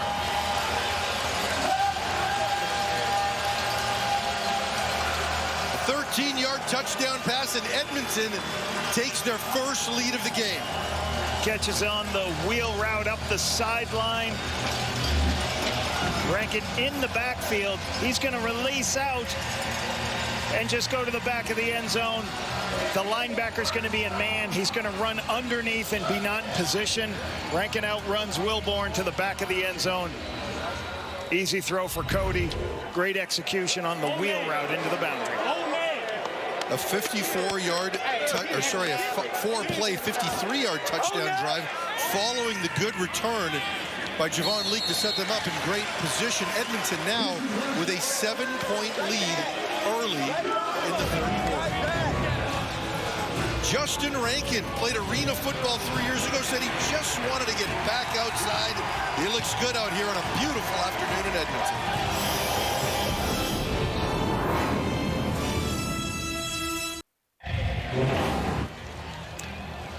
Touchdowns are made by Rubs into the red zone. There's one. He's going to run the post to carry out. The inside receiver, he's going to set the pick on Wilborn, and then you wheel up the sideline. Go ahead and roll it, guys. There's the rub, forcing him under. You always want to force the linebacker under, and he has no position to cover on the wheel out for Rankin. Perfect execution of picking the linebacker, so he has to go underneath, and the wheel route goes right over the top for the touchdown. Great execution by the Elks. Big kick pushes Wooden back to his own 1-yard line. And a big tackle by Edmonton right there. Looks like it was Kobe Williams with the tackle. Don't miss the twists and turns and thrills of the new courtroom drama, The Rainmaker. Starts Saturday, August 16th on USA Network. Stream next day on Crave. Verisek injured on that last series. Talking to the trainers, let's see if he comes back as he runs, doing some sprints on the sideline. A rare situation for Hamilton right now as they trail in this game. Keaton Brugling on the boot, catches the pass from Bo Levi Mitchell, gets out to the 35-yard line. Pick up a 14 and a first down. Little misdirection. You'll see Keaton come in this part of the screen and out in the flat. It's a little naked bootleg. Bo boots out, gets Keaton behind the line of scrimmage for a big gain. Keaton Brugling came over as a free agent last year from Ottawa. I actually drafted him in the 4th round a couple years ago. Big, athletic kid, just need a little bit more time to develop. And the 8th different receiver to catch a pass for Mitchell today. That one in behind Greg Bell. Falls incomplete. That's going to bring up 2nd and 10. Little play action pass, misdirection screen, just off on a little bit with the location to Greg Bell. Forces the 2nd long situation. Trying to slow down Brinkman and the company. A rare miss for Mitchell. 2nd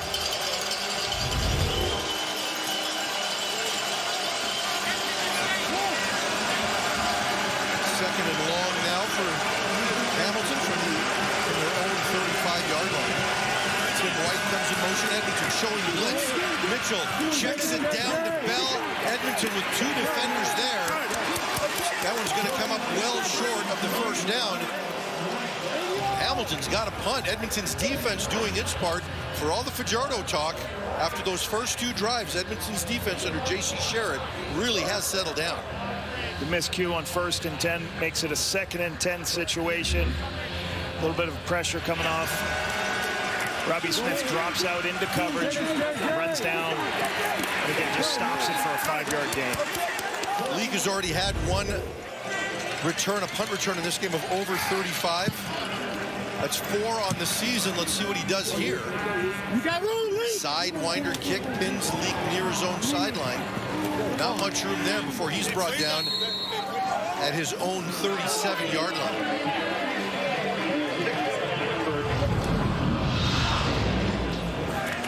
Justin Rankin showing up. 2 touchdowns today. One by the run, one by the wheel route up into the boundary.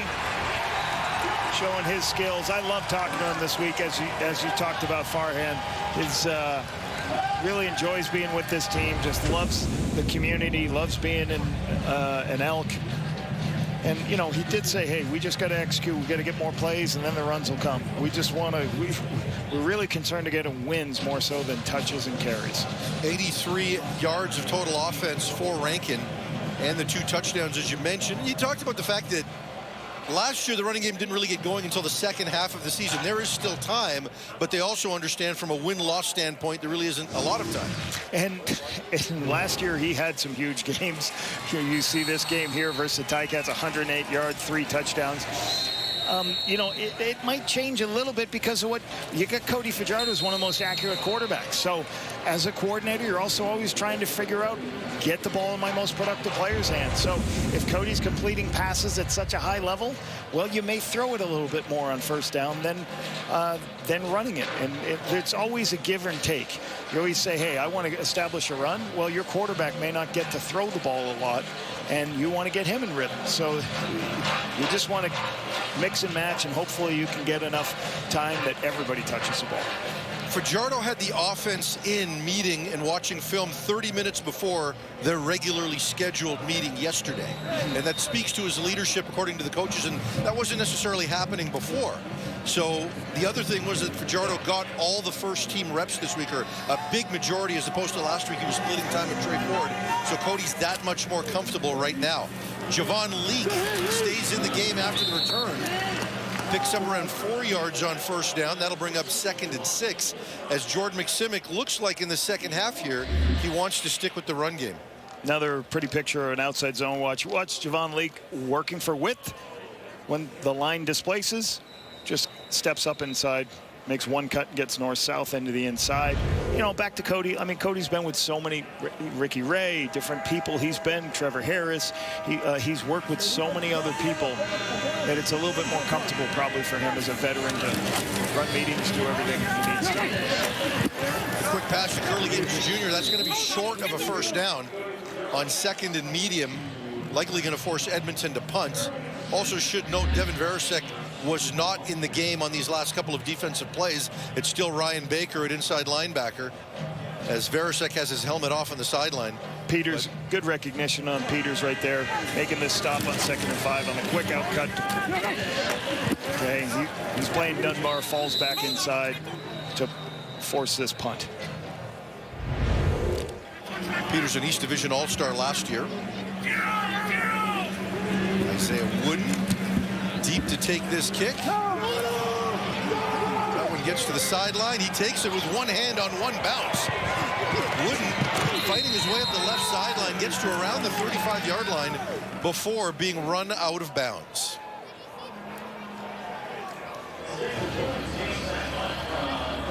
This game heating up, 21-14 Edmonton on a beautiful afternoon here in the northern Alberta capital. Hey, Bo, congratulations on flying right past me on the all-time career passing list. Everyone just raves about you as a leader, as a teammate. Congratulations. Keep it rolling, stay healthy, and keep climbing that ladder. CFL royalty right there. Wow. You know, they have this thing called Room Raider. You know, what happened in COVID, like what's in the background of your videos. That's amazing. Heisman Trophy. I don't even know what all those other awards were back there. Doug Flutie's the legend. I grew up as a kid from New Hampshire watching Doug Flutie, and yeah, it's great to see Bo make strides and continue to assault this passing record. I had a chance to watch him a lot in all of his stops in the CFL. What a treat that was. This time the quick fake, pass inside to Keandre Smith. First down.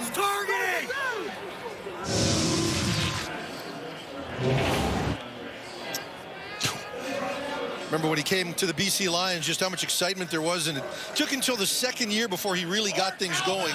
Once he got things going, there was no stopping Doug Flutie. And his ability, watching film of him, he dropped back so deep and then threw the ball downfield. Defensive linemen are like, if I don't want to run all the way up there. He's going to make me look stupid. He's going to run around me and then scramble away. He was just so fun to watch. When I took the job of the Argos in 2000, they had some old VCR tapes of Doug Flutie, and my first 2 months in the office, I just kept watching Argonauts film from 97, 98, well, 96, 97. He just used to love the Battle of Alberta. Talked about that when he first went to the NFL, so you know he had plenty of success in games here at Commonwealth, but I met him once. Pinball gets named the head coach in 2000. He comes up for the ceremonies at the Buffalo Bills, and he goes, Paul, why don't you come to lunch with us? I'm like, I'm not going to lunch with you and Doug Flutie. You kidding me? So yes, we went, his family, myself, Pinball's family, and we were talking shovel passes, all different things. And at the end of the night, he's like, Paul, don't forget the shovel pass. And I'm like, I can't believe Doug Flutie's talking football with me. This is awesome. Bo Levi Mitchell, not much going for Greg Bell on that first carry. That's going to bring him 2nd and 9 for him. Close to midfield. Bo drops back, looks to the left, looks to his right, finds Keandre Smith. Run out of bounds well short. We got helmets off at around the 35-yard line. And this is what the Edmonton Elks have done for 2 weeks in a row. Pretty good. They're showing a blitz look, and then they bail everybody out into a deep zone. They're already in 2nd and long. They're forced 2nd and long. All they have to do is rally up and make the tackle. And that's what they've done in the second half. Kobe Williams comes up, make that stop. They're not losing the first down battle. They're creating 2nd and long, and Bo's checking it down. Hamilton offense. Looks like Bo Levi Mitchell is still out there. See what's happening here. I can't imagine they're going to go for it here. Was there a penalty we missed? The sticks are still showing 3rd down. This is a long way, even a penalty here for, wow. If you tried to get them off sides, that's still not going to get you first down yardage. So interesting here. Very interesting. They're snapping it. This is not just a ploy. Mitchell in traffic, looking deep for Keandre Smith, and he's got it. With a defender all over him, Bo Levi Mitchell finds the open target for a huge gain down to the 10-yard line. 40 yards on that play. How about that? It's 3rd and 7. You think it's going to become a sack. What I remember of Bo Levi Mitchell early in his career in Calgary, he was the best in the CFL doing this, climbing the pocket and knowing where your post was in the middle of the field. That's what he did right there. He's climbing the pocket, knowing somebody is going to be down the middle of the field as I scramble, and he hits the post. Huge play once again to his favorite receiver, Keandre Smith. Jake Ceresna is going to have nightmares about that play. Smith at 137 yards now. There's 50 yards on that play, not 40. This time, Bo scrambles, finds Keaton Brudley. He breaks a couple of tackles, still on his feet inside the 5-yard line. Keaton's a powerful, big-bodied player. We drafted him when I was in Ottawa because we felt he had the ability to grow into a good football player. It's going to take some time. Could be, especially, we took him. Very next pick, Keandre Smith was taken. But this is what you like about Keaton Brugling. Low center of gravity, break tackles, strong, physical football player. Makes you think right now Hamilton is in 3-down territory. Well, if they were going for it on 3rd and 7 from the 50, I think, yeah, they'll go for it here at 3rd down. Bo Levi Mitchell dropping back, not much there. He escapes one tackle, rolls to his right, finds Tim White for a touchdown. Bo Levi Mitchell again keeps it alive. What a play as he stares down the Edmonton bench. A lot of motion, similar to play they scored from Ottawa a couple of weeks ago. Covered very well by the Elks, but when you give a quarterback too much time to walk around, he can locate the ball right on the sideline. Tim White toe taps, keeps his feet in bounds. Great by Tim White here. Watch this. That's what you need from your receiver, the awareness and understanding of where you are on the sideline, have concentration to see the ball in your hands and get those feet in bounds. 6-play, 75-yard drive. And Bo has never been known for being an athlete, even though he'll tell you he has played a lot of baseball growing up. But in the last couple of weeks, he's shown so much more of that. Edmonton last in the league in sacks generated. That showed on that last series their inability to finish those sacks. And we are tied with 5:55 remaining in the third quarter. Bo Levi Mitchell doing it all on that drive, gets his team tied.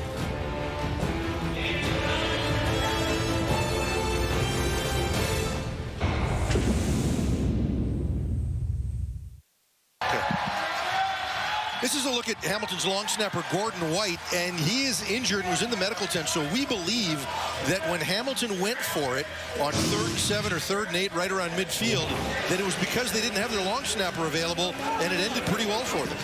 Finding opportunities. 3rd down, he climbs the pocket, as said, finds Keandre Smith in the middle of the field. Throw the ball as you climb the pocket. Look for the deepest throw. Hits Keaton Brugling. Brugling breaks a couple of tackles. Off-schedule throw to Tim White.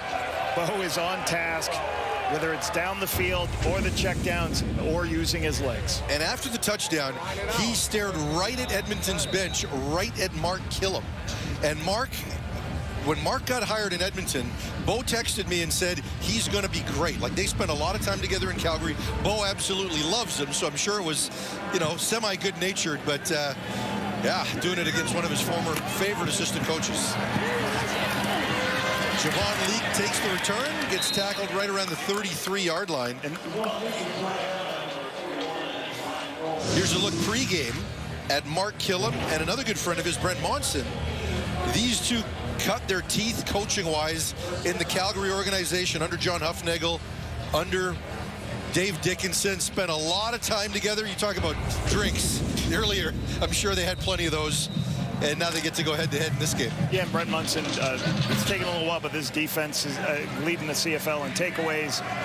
He's done a great job with this with this defense. Got some veterans in the secondary, and they're performing very well. Rankin with some room. Big run by Justin Rankin.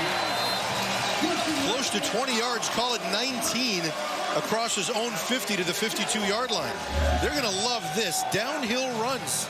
A little bit a backside bend after you pull a guard. This is a staple for the Edmonton Elks the past couple of years running this play. The shoulders are square for the tailback. He can decide, am I going to the right Am I going to the left? Teams overplay it. He can bounce it back like he did right there for a huge gain. Very difficult for defenses to handle. And the reason I said they love it is because it's not an RPO. You know it's a run. There's no option to pull. Not much there. Keon Julian Grant gets tackled in the backfield for a loss of 4. Little misdirection there with the sweep. And a little pressure coming from the outside as of the misdirection sweep. They brought Peters off the edge on a run blitz. Unfortunately, he's at the point of attack of the run blitz. You can see him blitzing right here from a corner blitz. He's right in a position to make the play, keep contained, physical hit. Loss of 5 on the play. That's going to bring up 2nd and 15. And this is a situation Edmonton's managed to avoid. Another blitz look by Edmonton. Fajardo drops back, gets away from 2 defenders, looks to the sideline, and it gets there. Arkell Smith with the reception, but well short of the first down. Brent Muntz, we just been talking about a little bit of pressure. He's bringing multiple people off this side and dropping other people out. You can see this. This is forcing one-on-one situations, making it difficult. Cody has to scramble and go. Cody is 16 of 16 right now. Completions. Yeah, ball hung up for a little bit, looked dangerous, but ultimately he keeps the completion streak alive. Good push by the Ticats defense there with a zone blitz off pressure off the front side. Cody Grace on to punt. High skying punt. Wooden comes up to take it at his own 16. Flag on the play. Looks like it's going to be no yards as the defender was down there with the hang time on that kick. No yards. Edmonton number 32. 15-yard penalty. First down. Keandre Smith here, 21 catches, 275 yards, and 3 touchdowns. You know, we talked about this going the last couple of weeks. Is like, how do you... Kenny Lawler's done so many great things. We got to do something else to handle him. Who are you going to have to get it to? Other players on the field. Keandre Smith shows up. Been amazing with the touchdowns, be able to catch the ball. And again, he talked about it this week. It's like, I'm not as fast. I didn't have a great 40 time at the combine. I was embarrassed at some of my testing, but I knew I'm a smart football player. Quarterbacks are going to trust me. I'm going to be at the right place at the right time, and I'll make my plays. I asked him about what happened last week in terms of how BC defended Kenny Lawler, and he said, I was disrespected. This is Keandre Smith again with the reception. Not much here, but certainly a person that... Little harsh, little harsh, Keandre, but yeah, he said he was annoyed by it. He felt disrespected by it, and he certainly took advantage of it. And you know, he doesn't lack for confidence. I asked him about Adrian, his father, and you know what he used to say to him growing up in terms of building his confidence, especially after the draft didn't go as well as he wanted. He said, "My dad." Edmonton number 13, 10-yard penalty will result in a first down. He said, "My dad didn't need to fuel my ego. I was plenty confident." Ego is good. Farhan, egotism's bad. So you need to have an ego to compete at this. You can see penalty right there. Okay, that penalty by Jackson right there from his Sam linebacker spot. Should it make me feel old that I covered his father? I coached his father. Well, this is it. Worked with him anyways. Adrian, I'm sure you're watching. Enjoy what your son's been doing the last couple of weeks because it's been outstanding. Greg Bell takes the screen out of the backfield, picks up maybe 7 on that play, gets to the 48-yard line, and another injured Elk.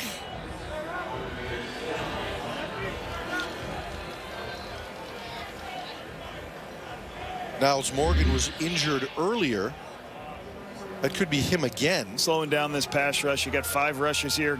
Jumping out on the screen pass. Get 2 linemen out. Cut up, back and inside on the 2. Inside your 2 offensive linemen. One's going to kick out. One's going to pull up the alley, and you want to get north-south. Follow the big men. Then Morgan gets hurt as he's making the tackle. You see him right there going down as he makes the tackle. Essentially a somersault or a flip as it was before landing on his back.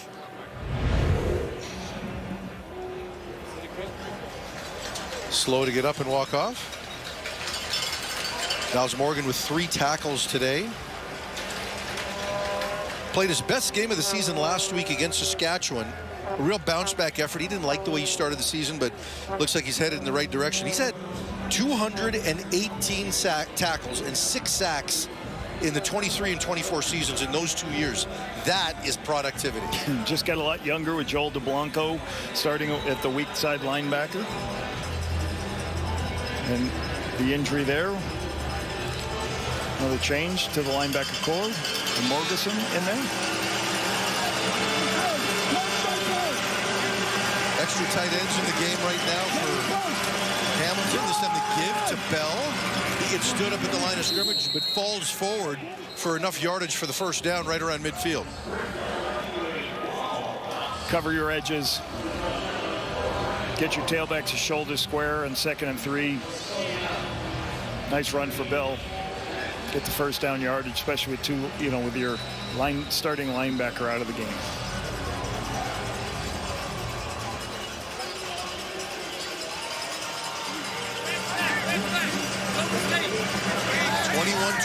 Inside of 2 minutes to go in the third quarter. Hamilton driving their best drive of the second half, since their score at least. Mitchell with the play action. Has some time. Can he evade this one? Throws it away with Joel DeBlanco in hot pursuits. A rare incompletion for Bo. Smart play, though. Joe DeBlanco comes off the front side edge here, forces Bo to throw the ball outside. You can see Blanco's right here. He's going to pressure off the edge. They bring both the middle linebacker, or the weak side linebacker, and the Sam linebacker. He gets through, forces Bo to throw it away as he's trying to get it downfield to Kenny Lawler. Just didn't have time to throw it to Kenny. 2nd and 10. I can spread it out a bit here. Mitchell with pressure drops back and comes up short, looking to Greg Bell. Not much time to set up and get much on that throw, as Edmonton's defense comes up big and will force a punt, although will it?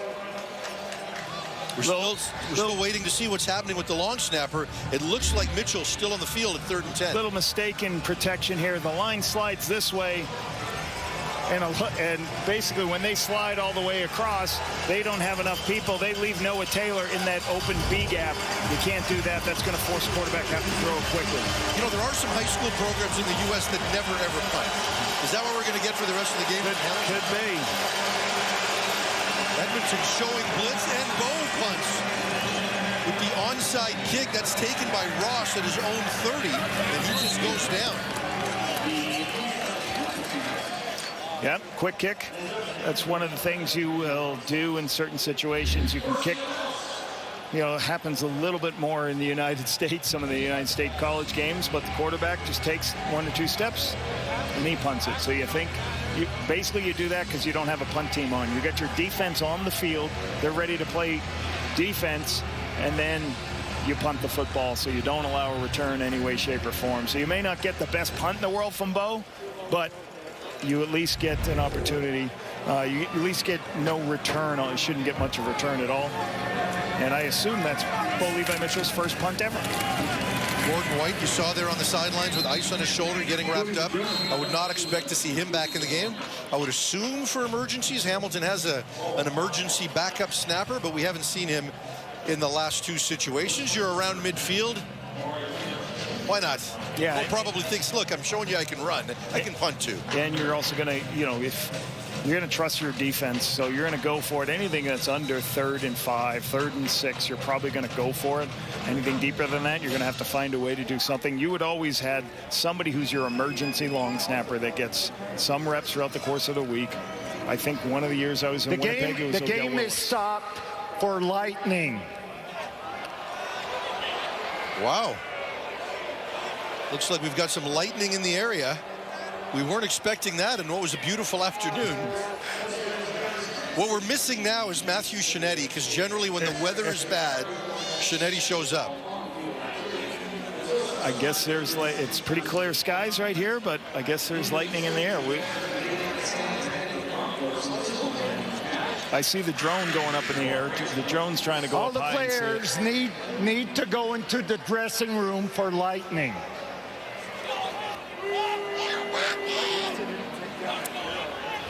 Well, we will see. So I guess we'll see what happens from a lightning perspective. We can be here. We're going to protect ourselves. Fans are starting to walk underneath. pretty clear skies here, Farhan, but the league's calling it. Well, we're going to have some time to fill here, needless to say. So let's talk about what we've seen to this point, because a lot of fireworks in the early stages of this game, but Edmonton has managed to respond in every situation. They were able to play from ahead when Hamilton looked like they were going to get momentum. Like, this is the most complete version of the Edmonton Elks we have seen at any point this season. And Mark Kellerman's just, when I asked him a couple weeks ago, I said, what are you doing? What are you working with your players? So the biggest thing is I'm trying to protect my players from all the noise from the outside. We want to make sure from a week-to-week basis, we come in every day working to get better and not worry about what other people say, what people out of the building are, because those people at times are going to be inconsistent. They're going to praise you when you're good. They're going to praise you when they're going to be all over you when you're bad. We need to just fix our mistakes and keep getting better. He talked about having a great week of practice. They said coming after the bye, they felt this is the change they need to make with Cody Fajardo. They felt that would make them a better football team. It has shown that way offensively in the past 2 weeks. I'm not a meteorologist, but that looks ugly. That does look a little ugly right there. Yeah. Wow. So in that, what's hard is, the Elks are in a situation where I thought they were playing pretty good football, and then all of a sudden the Ticats are trying to figure out how they're going to punt, do other things, and all of a sudden they get a bunch of time to figure out different options and talk. So I think it would have been an advantage for the Elks to keep playing football. Absolutely. The way things have been going for them, especially defensively, I'm impressed with the steps they've taken in the last 2 weeks against a Hamilton offense that is the best in the league by so many statistical metrics, the most important being scoring. Yeah, I mean, this team finds a way to score. 32 points a game, first in the first Canadian Football League, first in the Canadian Football League in passing, versus the worst passing defense in the CFL, and so they're holding up. And on the other side, Cody Fajardo, 16 of 16, 226 yards and a touchdown. Rankin's got an average of 7.7 yards. So, sometimes these things take time. Sometimes you got to make sure you have enough. You just got to have enough time to develop what you want to do in the building, and that's looks like to be a better second half of the season for these guys. Well, it looks like you and I are going to have lots of time to talk as the evening progresses. We've had rain delays this year. We've had air quality delays. Let's see what we get here. We'll be back to Edmonton after this.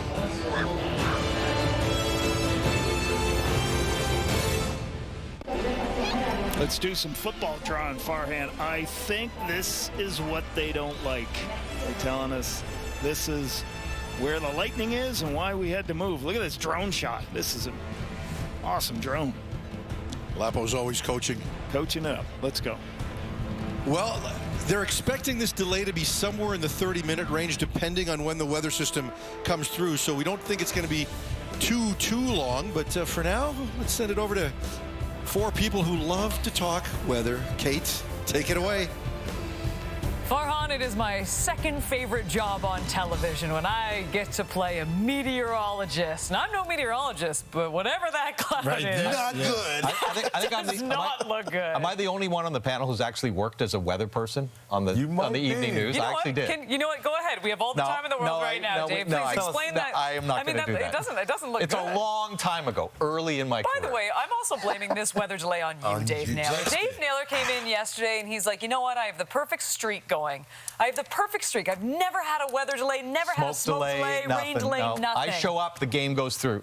Streak is over. Way to go, Nails. Way to go. It was bound to last. So, as we were saying at halftime, though, look, this game has given us absolutely everything. And I think we could all admit as a panel, when we looked at the 2 games today, we were really looking towards the second one and thought, okay, this one, we didn't really know how it would shape up. My goodness, it has been a phenomenal back and forth between these 2 teams. So going in, as we said, it might be 30 minutes. We will keep you up to date. But, Milt, who does this affect the most, in your opinion, from a momentum standpoint? You know what? I don't think it impacts either one of the teams. I think both of these teams have been going back and forth, throwing punches. It's like a heavyweight fight, and no one is up right now. It's basically like the score is. So I think neither one of these teams will be impacted. Both of these teams are making plays offensively, defensively. We've seen some great special team returns. So I think when both of these teams come back, they'll come out and they'll have the same energy that they had going into the delay. Yeah, the only loser in this could be frankly, the fans. Because this game has got great energy. This game has got trading momentum. Right. It's the kind of game we kind of hoped we'd see. And now that you have this delay, I just hope when the teams come back on the field, there's not a different kind of energy there by having to sit out for a half hour or so. I want to start maybe the Edmonton Elks. I don't want that to impact them the most, because obviously when we talk about coming into this game, we were thinking the Hamilton Tiger Cats would have probably came in and won the game, and we're looking forward to the second game. But they're playing so well. Cody Fajardo was perfect from the field as well. So hopefully this weather doesn't impact them. But I will say, though, the Hamilton Tiger Cats, they probably have someone over there long snapping, learning how to practice. They are benefiting from this. They're calling around Edmonton right now. And they're like, can we sign somebody? Because we don't want to see Bo Levi Mitchell punting all night. They could be in the locker room right now. Who wants to get up and try it? Start snapping. Start snapping. Tom needs to get on that for us right now. That's why we have a reporter on the ground. Look at that. No, here, it's a weather map. Dave, this is your time to shine. So the green, the red is bad, correct? Yeah, I think there's probably a mix of warm and cold air that's going to bring the lightning storm into I can't even do my weather. Why are they moving on their own, Dave? What does that mean?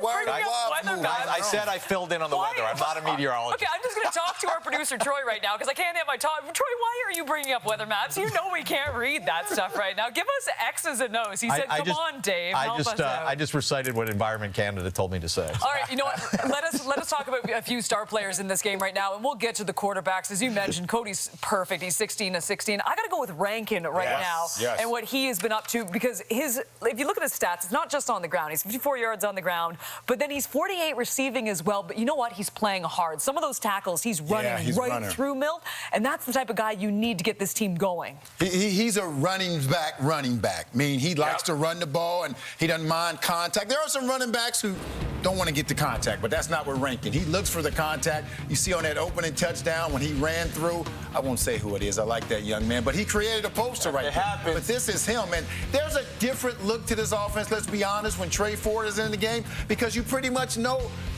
the quarterback is not running. Cody's not a running quarterback. You have a running back who can run the ball. So this is good for this team that they came out and they were able to utilize this running back. You see this another touchdown. He has over 100 yards from scrimmage and 2 touchdowns. That's impressive. This offense is so much different when you have a different type of quarterback. Well, and the biggest, look, Cody put a good jump into the offense last week in their game against Saskatchewan. But so far, I would say the biggest difference between Edmonton's offense a week ago and what we're seeing now is they are having that ability, that Rankin is ability to run the ball. They really didn't have that complementing what Cody brought the offense last week. But this week, they've got the two, both able to move the ball on the ground, and Cody, of course, being perfect at 16 for 16. And you are not just looking at Rankin. You like someone else right now, too, for the Elks. Love what Rankin's been doing, but I'm looking at, actually, the Hamilton Tiger Cats. You look at Keandre Smith, the type of game that he's been having. I mean, he's performing at a high level, and he's not the guy that when you look at the Hamilton Tiger Cats, you're thinking Bo Levi, you're thinking Kenny Lawler, but the way that he's playing right now, you got to start to pay attention to him as well. And, whenever Bo Levi's in a bad situation, look, 85 is showing up. So 85 always shows up. Come on, I shouldn't have said that, huh? I set him up for it. Yeah, I did. You really did. But Keandre Smith is playing tremendous football right now, and he's helping his team. 138 yards, and this was interesting too, because right off the hop of the game, and you can see it. I mean, this is a few weeks now. This just isn't something we see right away. But it's interesting watching the coverage on Keandre Smith, because I think if you want to go in order, you're looking at Kenny Lawler first, you're going for Tim White second, and Tim had a phenomenal TD. And I mean, keeping those feet in bounds, it was absolutely fantastic. But the last 3 games, I mean, just look at these numbers right now with the 357. He's got the 3 TDs. You got to think that teams may start changing up this coverage a little bit, because he is becoming incredibly dangerous, Melts. Well, the thing is, I'm thinking some of these teams are saying, we're going to see if he can beat us. We're not going to allow Tim White or maybe Kenny Lawler to beat us. We're going to see if he can beat us, and he's doing that so far. Now, there's been some times where he was just left wide open, but there's also been some times where this young man is making plays. You talk about what he did last week, 14 for 130, and I think today, right now, he has 130, and he's scoring touchdowns. So, yes, you can say, okay, maybe we have to give some attention to him, but do you want want to do that and say, Kenny Lawler, you're by yourself. Tim White, you're by yourself. So this team has maybe the best receiving core. You still got Bridges. They have so many guys that can make plays where you have to be concerned with everyone right now. So it's a good situation they're in. 85 is doing well because 89 is still on the field. That's for sure. Well, you know the coverage is getting tilted towards Kenny Lawler. And in the same way, we on the panel and everybody else was noticing what Kenny Lawler was able to do the first few weeks of the season. Defensive coordinators around the league are noticing this as well, and they're determined Kenny Lawler is not going to beat us. It's really the second week in a row that he's been held in check, and Keandre Smith is obviously the one who's taking advantage of that coverage being tilted in Kenny Lawler's direction. Yeah, we've been talking about the Kenny Lawler effect, whether he's catching the ball or not. When anytime he's on the field, he's helping every single person that's on the field as well, and including Greg Bell as well, who's having a tremendous game tonight as well. So I still wonder what happened. They are well balanced. I still wonder what happened on that one throw too with Bo when it went hit up. The sun. It must have, I wish I was in stadium. I felt like it hit the drone or something. Like who knows what happened? It was a weird play because Kenny, it looked like the most open he's been in the game. I mean, he was wide open. He made the nice move and then go down. And you can see Bo. I don't know. I needed to see it from a stadium perspective. Let's go over to Cody Fajardo now. And look, I mean, coming into this game, we watched him obviously in Sask, and he gets sacked the 8 times and maybe holding on to the ball. He took responsibility for some of those as well too. But 16 of 16 so far in this game. I mean, he has not faltered whatsoever. By the way, that is the longest streak of his entire career. And, when they brought him in here to Edmonton, and I think, a lot of the CFL obviously wanted to see a guy like Trey Ford succeed. But having, someone in your back pocket like Cody Fajardo, he can come in and he can do what he's doing tonight. And this has been critically important. I think why they brought him in because, as I mentioned earlier, they weren't too for sure about Trey. And this team can't afford to have a slide. The way they've played over the last 4 years, they can't afford to have a slide. So they had to bring in an experienced guy, and this was the best fit for them. Cody Fajardo and Dave and I were just talking about this. Before he got hurt last year, he was on his way to be the MOP, and I was actually surprised that Montreal chose Davis over him, and it worked out for him, but I was surprised because I thought Cody was the best one. So what he's doing right now does not surprise me one bit.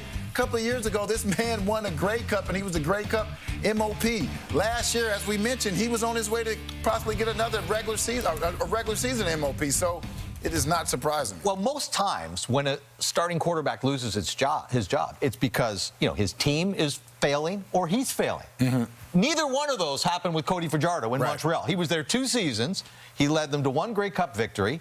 He led them to, and he was the quarterback for the vast majority of these games, an 18-1 stretch over 2 seasons for the Alouettes, the greatest 19-game stretch in CFL history. No one else had ever gone 18-1. Cody Fajardo was the quarterback for most of those games. They finished first in the division. They lose marginally in the Eastern Final to Toronto, and bang, he's not gone. A starting quarterback anymore. But he hadn't, it's not the typical narrative where a guy's been a starter and now he's got to go to a backup because he's played so poorly.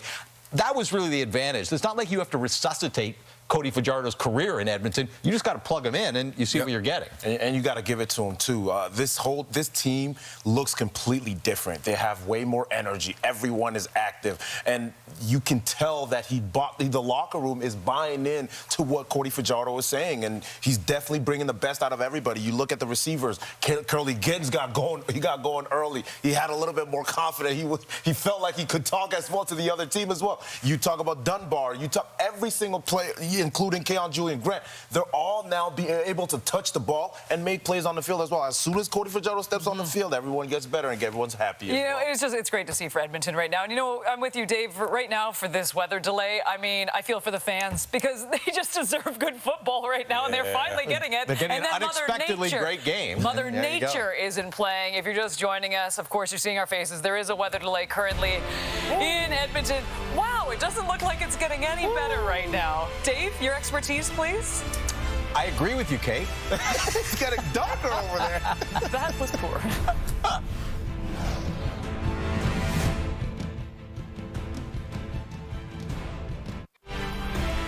What do you do during a weather delay? Of course, you keep loose.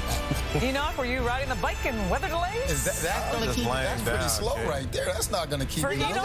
For Enoch, that's a heavy pace right there. Run too fast. You don't want to get tired, Kate. All right. Well, this is just the start of our doubleheader today. It is a battle of the heavyweights that wrap up week number 9. The Rough Riders looking to do something that they haven't done since Trevor Harris was an Alouette. Win in Montreal.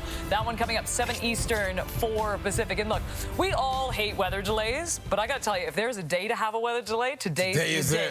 Because there was a 1-hour gap between this first game and the second game. And guess what? Depending on how long this goes, you might be able to watch CFL football all day long. Just cancel dinner, you're watching us. This is what happens.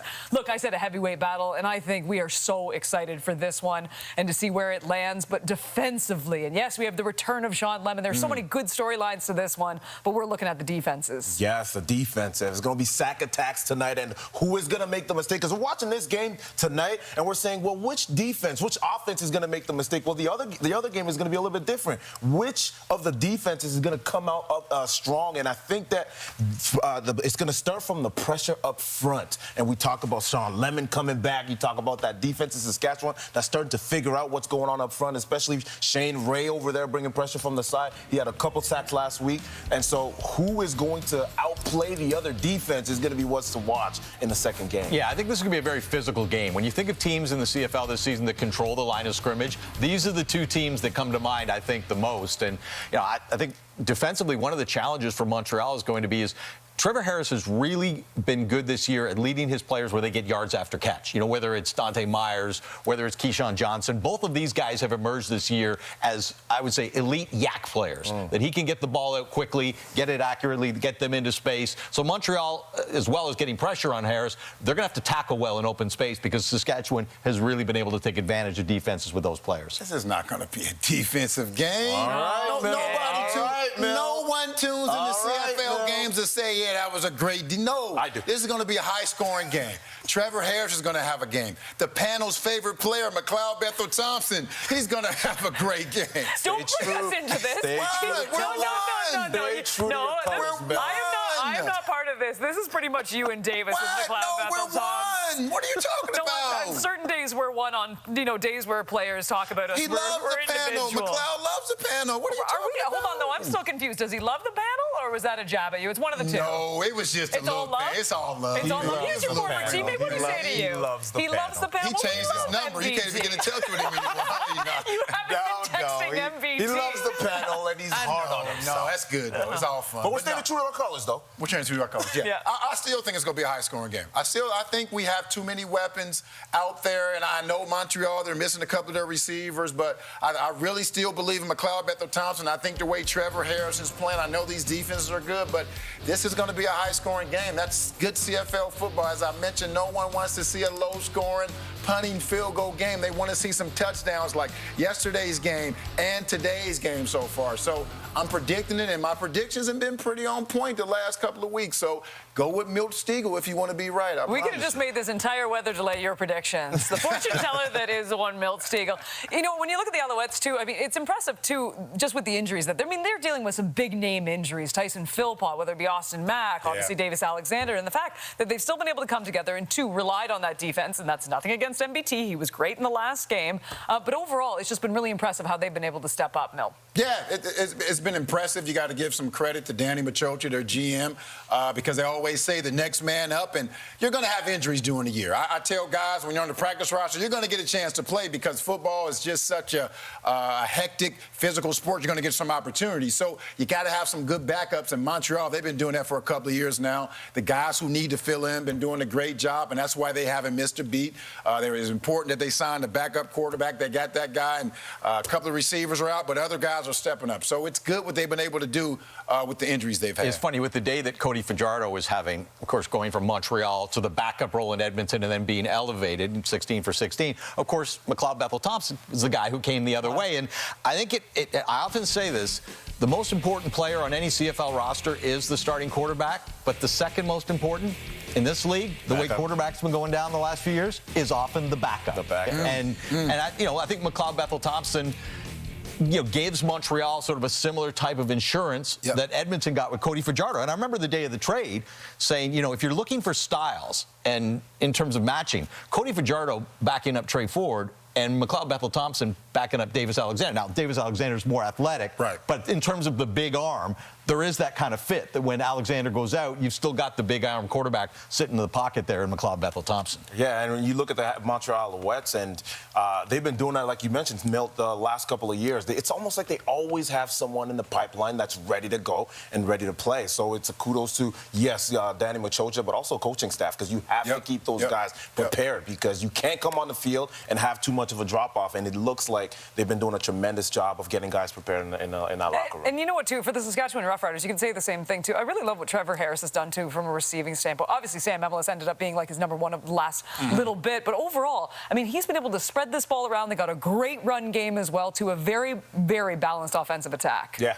The Saskatchewan Roughriders are doing a great job, and it's more about the continuity over there, right? You look at Corey Mace in his second year in that system. Everybody raves about the style that he brings to that locker room, and now the continuity that they have. When I talk to AJ Ouellette all the time, and I say, hey, you're having a great season, he's always praising the guys up front. He's always talking about the guys that are around him, and so that continuity is paying off for him for sure in Saskatchewan. Well, you mentioned AJ Ouellette, and I'm not sure there were many players in the CFL who entered this season with more pressure on them than him, because he went as a free agent, running back to Toronto, had some injuries, and even before the injuries, he wasn't really what was advertised, what Saskatchewan thought they were getting. And, of course, he refined his body this year through his training off-season.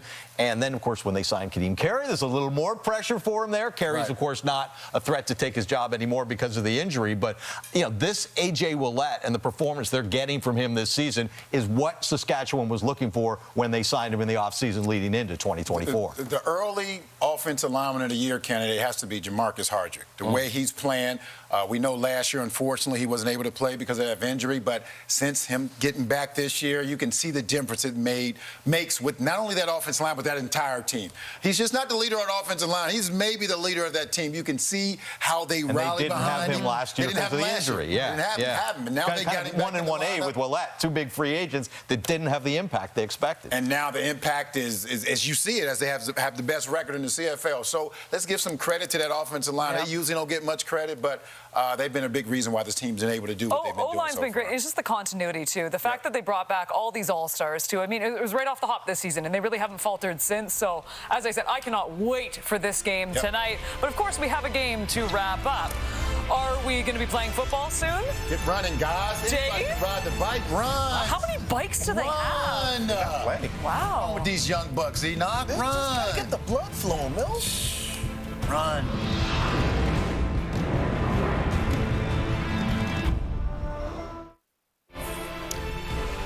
Well, it doesn't look like it is any better currently in Edmonton, but hopefully some clear skies on the way. But for now, let's get you back to Edmonton and get you to the guys calling the game, Farhan Lalji and Paul LaPolice. Thank you very much, Kate. Just so we expected. This just gives Lapo and I more of an opportunity to just hang out, talk about our favorite thing, which is football. Oh, and it's weather. We got some guys that decided to take their shirts off, and we've seen dancing in the stands. I know that now that you've thrown to us, we're going to see dancing in the panel studio. Is this what you guys do in the panel? I don't know, but look at these guys. These guys are enjoying life, man. They're happy. Everybody's hanging out in the rain. It's pretty warm. It is that. I mean, the rain's coming down heavy, but it's not cold. It's relatively comfortable. And both quarterbacks have been incredibly comfortable in this game. Cody Fajardo's yet to see a ball hit the ground. Now we might blame the weather if it happens. Bo Levi Mitchell, 80% completions, 285 yards. It has looked very, very good for both quarterbacks in this game. But this is what we thought we were going to talk about when we showed up earlier today. First was a weather delay. No. The second was the long snapper for the Hamilton Ticats, Gordon White. So Gordon White's injured, and as a result, the Ticats have been forced to go for it on 3rd and long on 2 occasions already. Let's take a look here at where it may have happened. White gets thrown down, and we believe he hurt his shoulder right there. His left shoulder's down, and obviously if you don't have the ability to use your shoulder, you're not going to be able to snap the football. So the first time it was a 3rd and 7, the Ticats went for it. The next time they had an opportunity, what happened? And I was just about to say, like, they may have to start getting quick kick. What happened? Bo Levi Mitchell did a quick kick, and so now that's the biggest advantage for the Ticats right now. So their entire coaching staff can come up with a plan, What are we doing? Are we going for it on 3rd and 7? What are we doing on 3rd and 9? What are we doing on 3rd and 10? So they've got a lot of time to sit down, get their players organized, and talk about that. That's an advantage for the Tiger Cats when this injury happens and they have to adapt on the fly. Yeah, and we'll get to the quarterbacks in a sec, but I want to ask you, with that, can a backup long snapper practice a little bit more? Like, is there some stuff there that can also help them get ready? Usually every team, like when I was head coach in Winnipeg, our backup long snapper was Odell Willis, and he was somebody who just had done it in experience. And so usually every team's going to have somebody who gets a little bit of reps during the course of the week to go ahead and do that. I'm not sure who the Ticats backup is. So it really affects your play calling too. Do you sit there and say, I'm not going to take as many shots because I'm going to go for it on 2nd and 3rd and 4, but you don't want to be in 3rd and 10. So it'll be interesting to see how they call the game also, but this is certainly, I think, an advantage for them on that part of the game plan. And the weird thing about this weather and the technology nowadays, Farhan, I was watching, I looked to see if the Elks coaches were still in their booth. Nope, they've gone downstairs. And basically Jordan McSimic can get the entire offense together and they can watch the entire game. They got the laptops or the iPads nowadays, so they can watch and game plan and figure out what their calls are for the next quarter. Now, for what it's worth, when they went for it the first time, they got it. They wound up scoring a touchdown, and Trevor Hoyt wound up snapping for the PAT attempt. So if they do wind up punting, you probably look in that direction for the guy that can do it next. But both quarterbacks, I mean, maybe weather changes this now, but both quarterbacks have looked very, very comfortable so far in this game. Let's talk a bit about Cody Fajardo first. We'll go to Bo first, I should say. And, got off to a fast start with touchdowns in the first 2 drives. Again, Kenny Lawler maybe hasn't been as available, but Keandre Smith certainly has, and he's finding whoever's available. And I think the biggest thing that Bo's done is, like, you see a lot of these underneath throws that are taking them off the field, but he's been able to hit some throws downfield doing this, using his legs, creating time for his receivers to get open. But his ability to walk around and run around and find opportunities to, when the coverage breaks down, he scrambles, makes big plays. That's been great. Cody Fajardo, still, his numbers are still spectacular, but the big thing, I think the protection's way better for Cody this game. He's able to step in. He's taken some hits today, and he was able to make plays downfield as he goes. Right now he's 16 of 16, 226 yards, 1 touchdown, and these aren't short passes. There's some deep balls, but the protection's been better this week. He's been able to take some shots downfield when they are pressuring. See the shovel play. Disappointing for them is they should have the lead if they can convert that 3rd and 1. You see this nice wheel route up the sideline. So things are great for Cody. This team seems energized by what he's doing.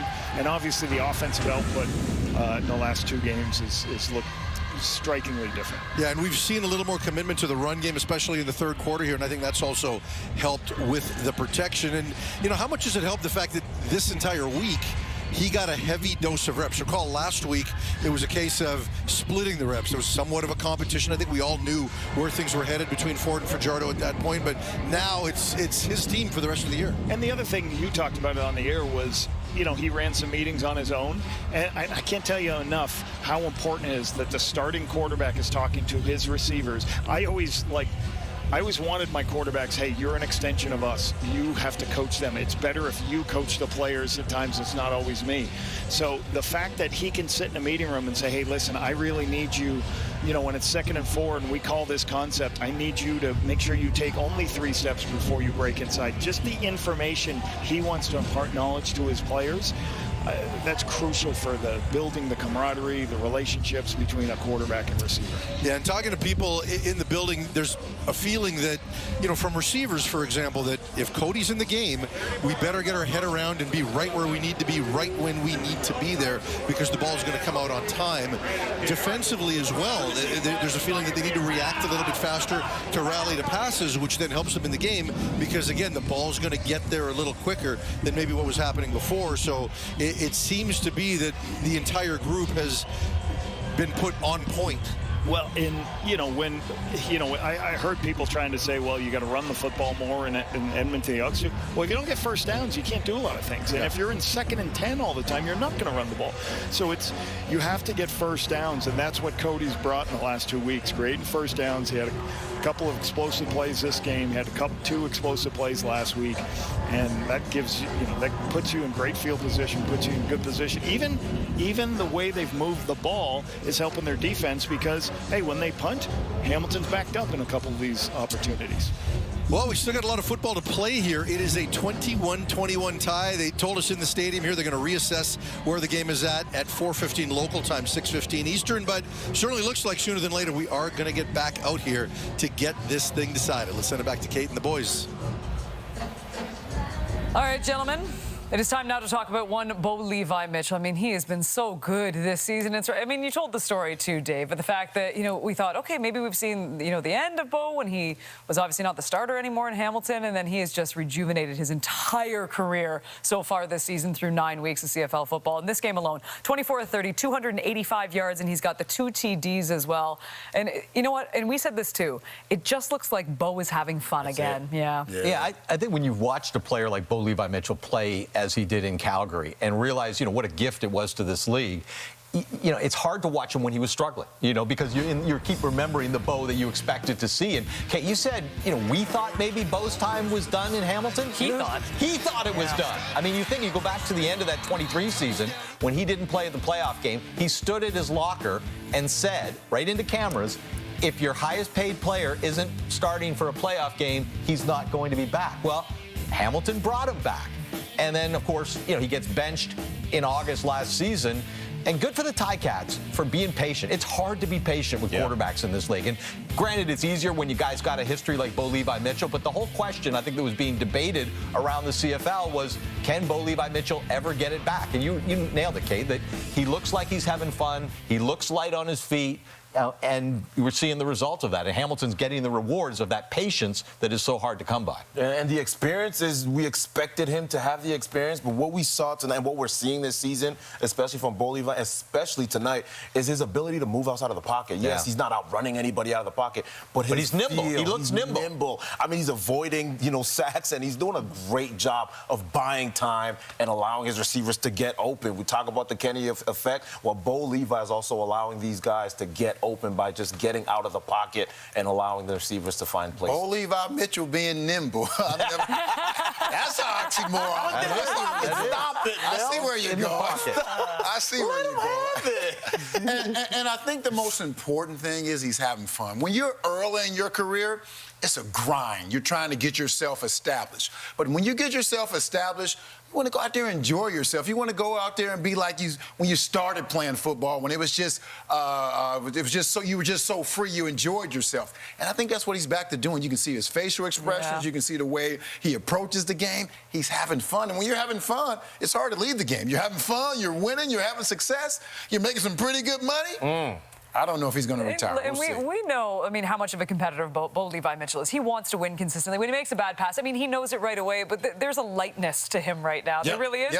And then I think the difference is right now, when it is a touchdown, the pass to Keandre Smith, to whatever it may be, immediately the camera turns to him and he's smiling underneath that face mask. And, he just looks like he's having an absolute blast. You know who else is having a blast right now? Tom Gazzola, who's standing by with Joel DeBlanco. Joel, I know it's an exciting day for you, your first career CFL start, but this weather delay, how much does this disrupt the rhythm of the game? Yeah, it definitely disrupts the rhythm. We're feeling the momentum come back, but, it disrupts the rhythm for, them and us. So when we go out there, it's just going to be a hyper focus of just starting off fast and not letting this delay, lull us to sleep. How would you assess the way your first start's going here?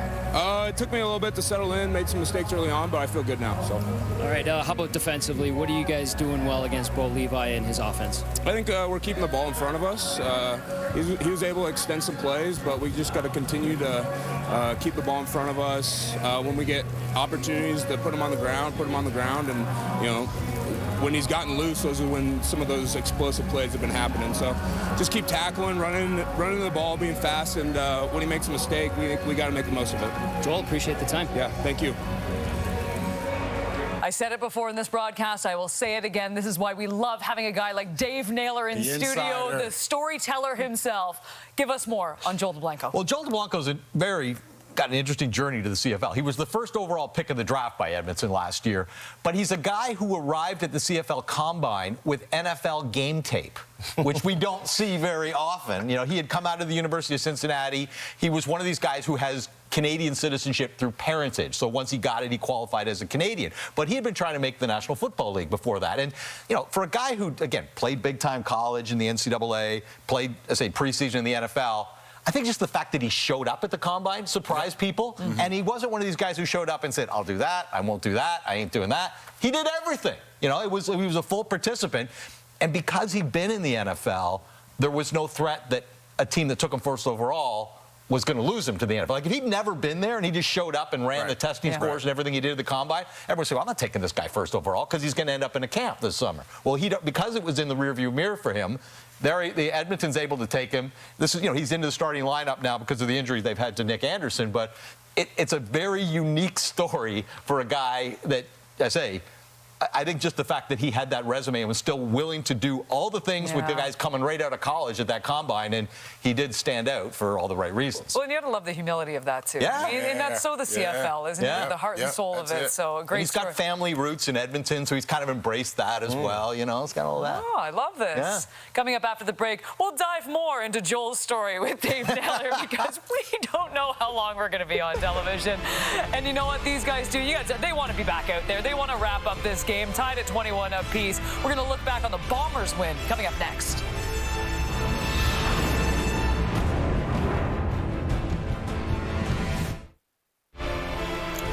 McLeod Bethel Thompson getting set for the second half of our doubleheader. 280 yards, 1 TD, and the Owls win over the Stamps, looking to lead Montreal to their third straight victory. This will be a tall task, to say the least, against the Saskatchewan Roughriders. That one now kicking off in less than an hour.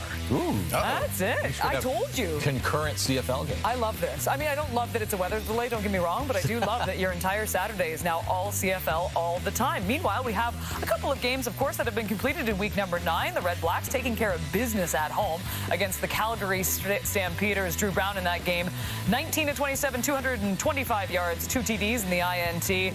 And then for the Blue Bombers, they snapped their 3-game slide, 40-31. They beat the Argonauts, 4 knockdowns, 1 sack, and 1 tackle for the one and only Willie Jefferson. Now, we don't have enough time to tee up your clip in the pre-hit Milt when you said that Willie had to have a big game, because Willie was obviously watching our show. He's probably watching it right now, like every other player in the CFL. Yes, sir. But you know, for Willie Jefferson, he needed a game like that, and that was vintage Willie. That was vintage. That was vintage. Willie is the true leader of that team, and when your leader steps up, everyone feeds off of it, and that's exactly what happened in this game. We all know what Willie is capable of, and Willie hadn't been playing up to his standards up to yesterday. But that game right there, that was a special performance. 4 knockdowns. That's an all-time high for Willie. We know how he gets after the quarterback. He created that touchdown, and those knockdowns are just like sacks because they get the opposing offense off the field. So good for those Blue Bombers, good for Willie Jefferson. They got back on track, and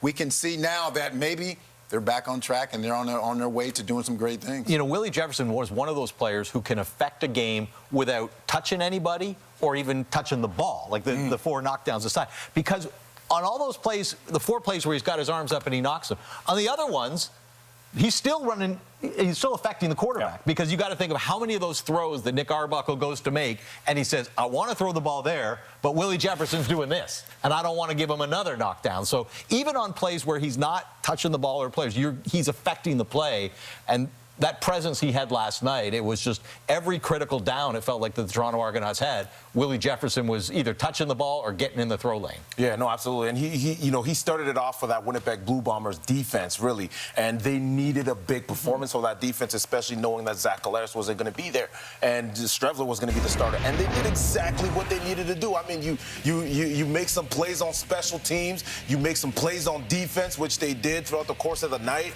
You look here what they did right there, and getting Vival to the end zone a couple of times from special teams. I mean, if you're Toronto Argonauts, I mean, you're thinking, oh my, like, how do we let this team get this amount of points without the quarterback, the starting quarterback, throwing touchdowns like that? And so this is exactly what this team needed, and they did it exactly at the right time. It is textbook complementary football when you've got your backup quarterback. But it's scary that they won that way, because you can't win. No, that's not sustainable. But that's what they needed, and they did it. They have to get that core. They got to get Stradler playing better if Zach is not going to be back, or whoever's back at that quarterback, because you can't rely on your team winning every single game like that. That's not going to happen. No, and you can't go to Winnipeg and have the amount of penalties that the Toronto Argonauts had and not really convert on. We talked about it at length. You're at the goal line and get a yard for a touchdown, which they needed, and you don't do it. So it's always going to be difficult, especially in Winnipeg. For the Toronto Argonauts, too, let's flip over to the other side now. And, I mean, the win in Toronto was great. I mean, you take down the Bombers. Nick Arbuckle looked fantastic. We were praising the play calling of Ryan Dinwiddie at that point and just what kind of chemistry that we finally saw. I mean,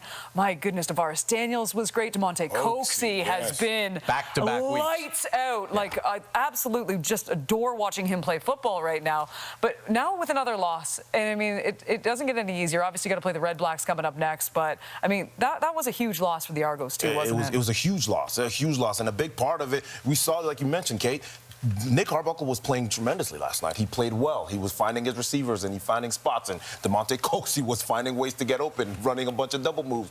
But there was no running game at all that was there. And we talk about the fact that they were knocking at the door of another touchdown and they couldn't trust in their running game. And they didn't even want to go for it, knowing that the quarterback on the opposite side was a little bit limited. And so that ultimately is going to hurt them down the road if they can't find a way to run the ball. I think that's a really intriguing matchup next week with them and Ottawa. With Ottawa coming off that big win against Calgary. I mean, that was one of those, it wasn't just a win, it felt like a confidence maker for Ottawa because their defense really did a good job taking away Dedrick Mills. Offensively, you know, they did some things they hadn't done before. And you go back to that earlier matchup between Toronto and Ottawa. It's one of those games where if you cut out about a half dozen plays of the game, Ottawa controlled that game. You know, it was a weird game and you know, kind of plays kind of like you said, the Winnipeg game last night. You're not going to be able to win that way again. No. But Ottawa, I think, has to feel like they should have won that game, and now they're going to get another opportunity coming off the Calgary game, and Toronto.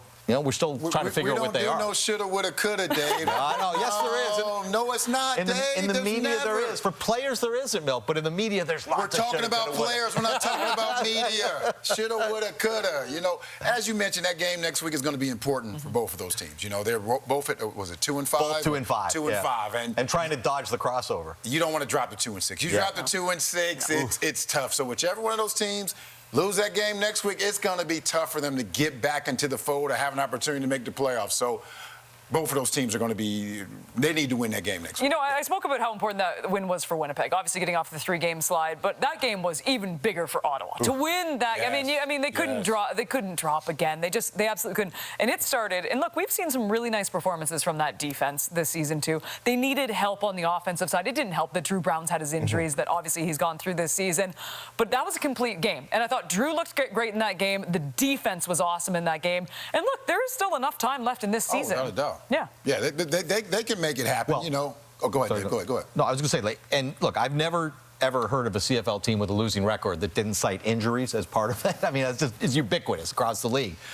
But Ottawa's the extreme case. Like, if you looked at week 2, they had 11 Canadians on injured list. You know, their offensive line basically hadn't been intact all season until this game against Calgary. So while injuries are a part of every team's story when you've got a losing record, I think there's more that Ottawa can make up as guys come back. And they got a bunch of guys back in that game against Calgary. And as the season goes on, that will continue. So I think, you know, their roster is improving week over week, just getting a little bit healthier. I've been on some teams where everyone was healthy. We were just horrible. So it had nothing to do with injury. We just didn't have good enough players. Go ahead, Enoch. I actually think the story of Drew Brown is really going to be what is going to ultimately, you know, tell us what the fate of this team is going to be, because the longer he can play, not only are they going to improve and continue to get better. Yes, even when he was playing and they didn't necessarily get the wins, you can see the sense of camaraderie and cohesiveness within that offense, and he needs to be on the field for this team to do well. That's the bottom The drop-off behind him has been, I think people expected and hoped that Dustin Crum would bring a little more than he has because of the play time.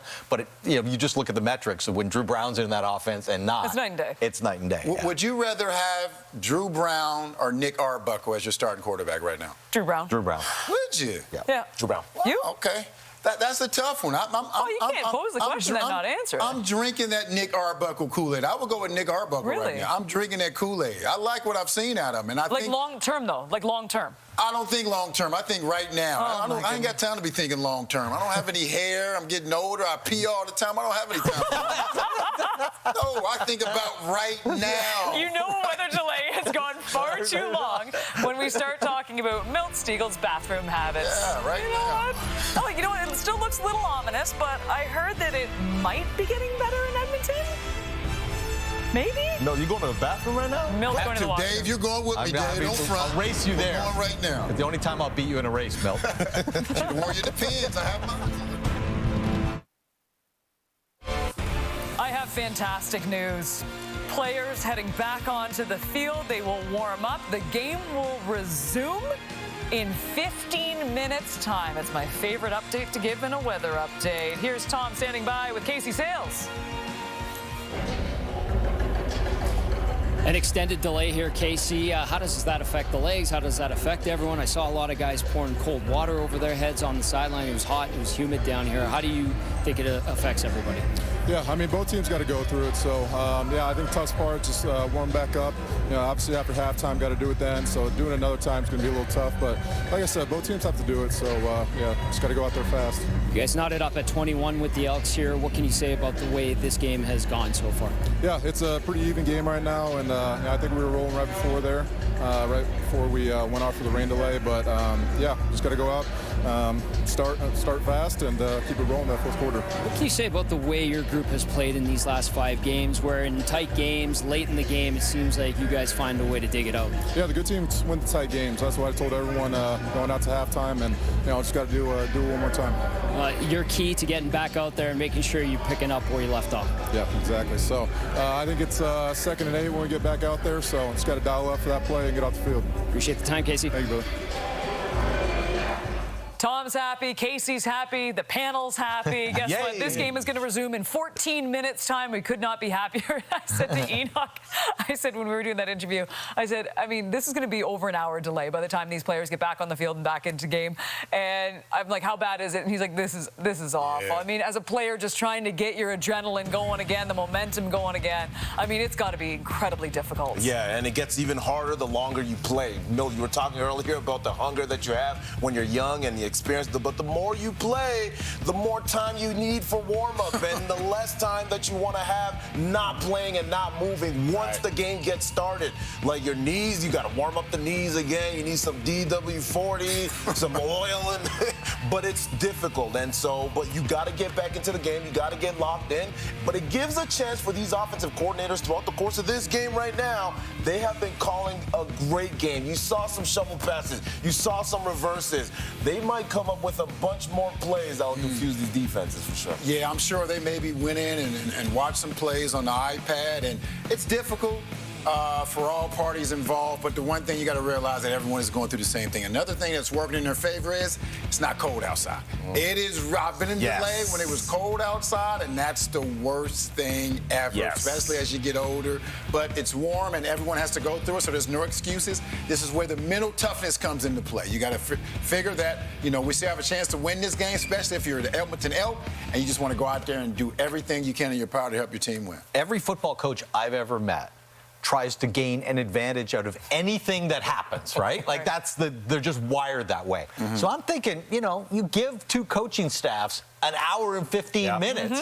We talk about halftime adjustments. How about lightning delay adjustments? Right? I mean, it really is an opportunity to, look at film, see some things, make some counters. Maybe that plays into the rest of the game here and affects it. I have a question too, though. The conditions have changed drastically. I mean, you saw them running out there. I mean, the field's obviously soaking wet all of a sudden. Do you change? Obviously, the aerial attack's been fantastic in this game so far. But are you going to the ground right away more? Well, with these fields now, these turfs, they somewhat soak up the rain, so it shouldn't be too slick. Maybe if the ball hits the ground, it gets a little bit wet. But as far as the traction from the players, I think they'll be just fine based on what I know about these turf fields. Yeah, not like Toronto on the grass a week ago against Winnipeg. Oh, that was a mess. Yeah, where it was a mess. Yeah, the turf. And again, this is one I'm sure that they've got it angled to drain, and it probably won't be too bad an issue. Yeah, and I think, obviously with the advancement of technology is you have the iPads on the sideline. And if I'm a defensive coordinator, I'm a defensive player right now, I'm looking at the play calls that we've had thus far, and I'm looking at which ones were successful, which one did the best, and I'm calling those ones a little bit more, and that's the adjustment I would make, really. Let me ask you guys as players, we talked about how Hamilton's long snappers out of the game, and that's forcing them some decisions on third down. We saw them go for a 3rd and 8. We saw them go for a 3rd and 10. The 3rd and 8 actually worked out in their favor because they completed a 50-yard pass and then it led to a touchdown. But is it reasonable that you could coach up somebody in an hour and 15 minutes to long snap, or long snap better than they?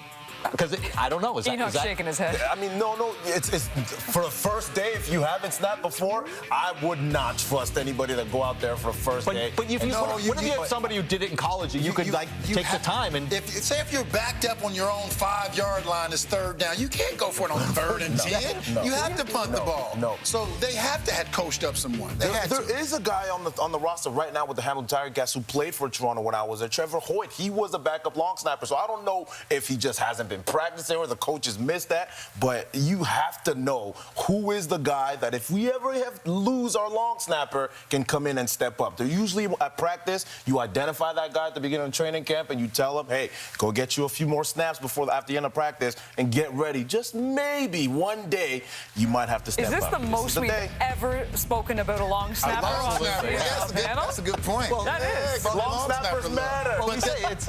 Go ahead. It's unlike any other position because if it doesn't get done correctly, it's disastrous. It is. I mean, you put somebody behind quarterback who's not very good at playing quarterback, you can at least kind of insulate them by telling them to play safe, right? Throw the ball out of bounds. If somebody's not open, just eat it, whatever you got to do.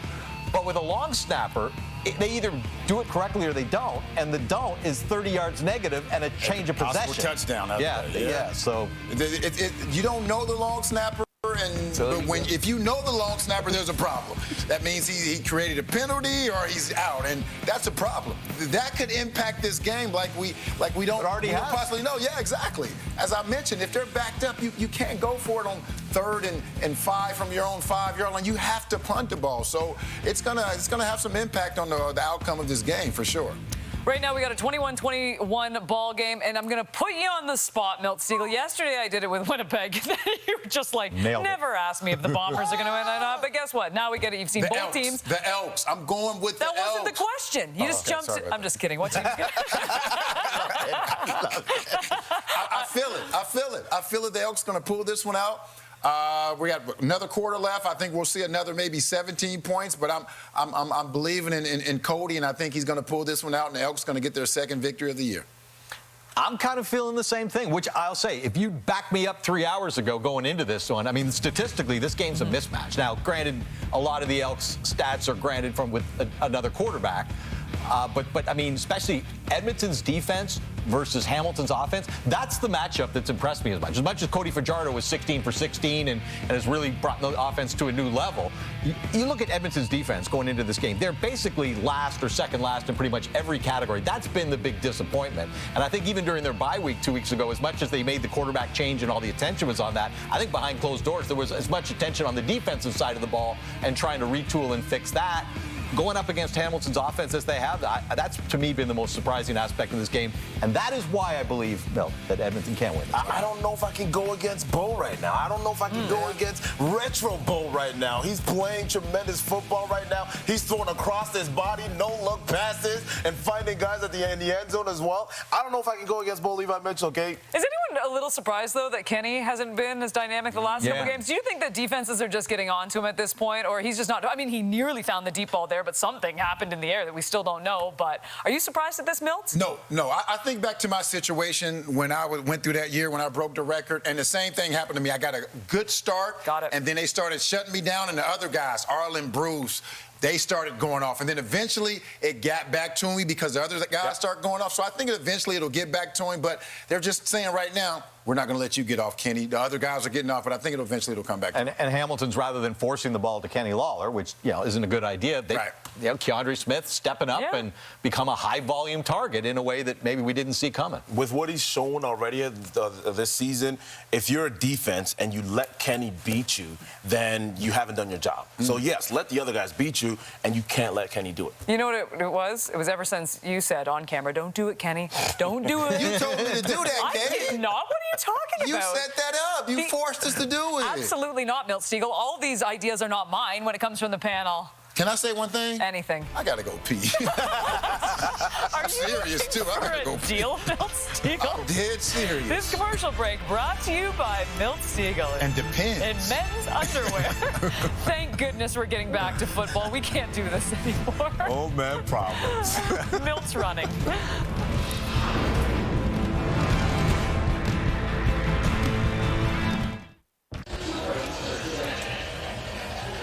Welcome back to Commonwealth. You see some blue there. We see plenty of green right now. The Elks and Ticats are tied at 21 with 30 seconds to go in this quarter after an hour and 15-minute delay. The rain's almost stopped. There's no wind. For the record, Lapo and I didn't see any lightning, but we're told it was in the area, hence the delay. And for the Elks, given how well they've played ball in all three phases of this game, it's important they find a way here and not look back and say what could have been had there not been a delay. And I think one of the biggest things is for coaches, I heard the panel talk about, the coaches just got to be careful about, you can't start a meeting in this hour and a half because the players got to still be ready to play a football game.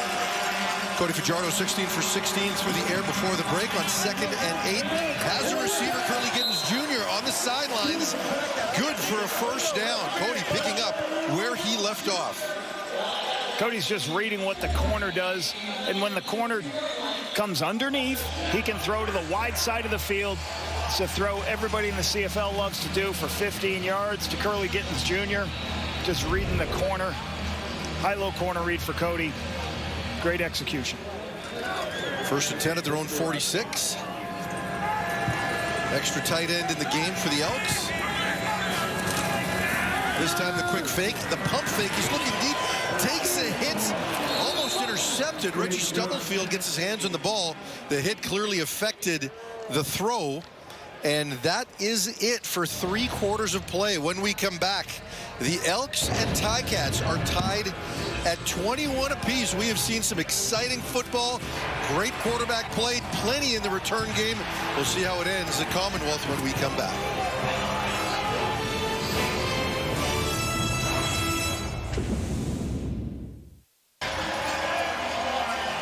We're back playing football following an hour and 15-minute delay. Here's how the players stayed active and busy, watching a little game film, trying to stretch, trying to stay loose, trying to stay focused. Look for lightning. Clouds, see if there's weather coming. How did we stay busy? Well, you got to keep the energy going. Yeah, no. Concessions were full, ready. They brought some over to us. What, are we going to say no? Mini donuts. Come on. Should be a fun fourth quarter. If it was Dwayne, it would be meat.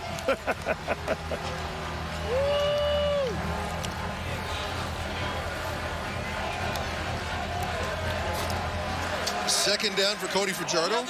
I'll get that donut down.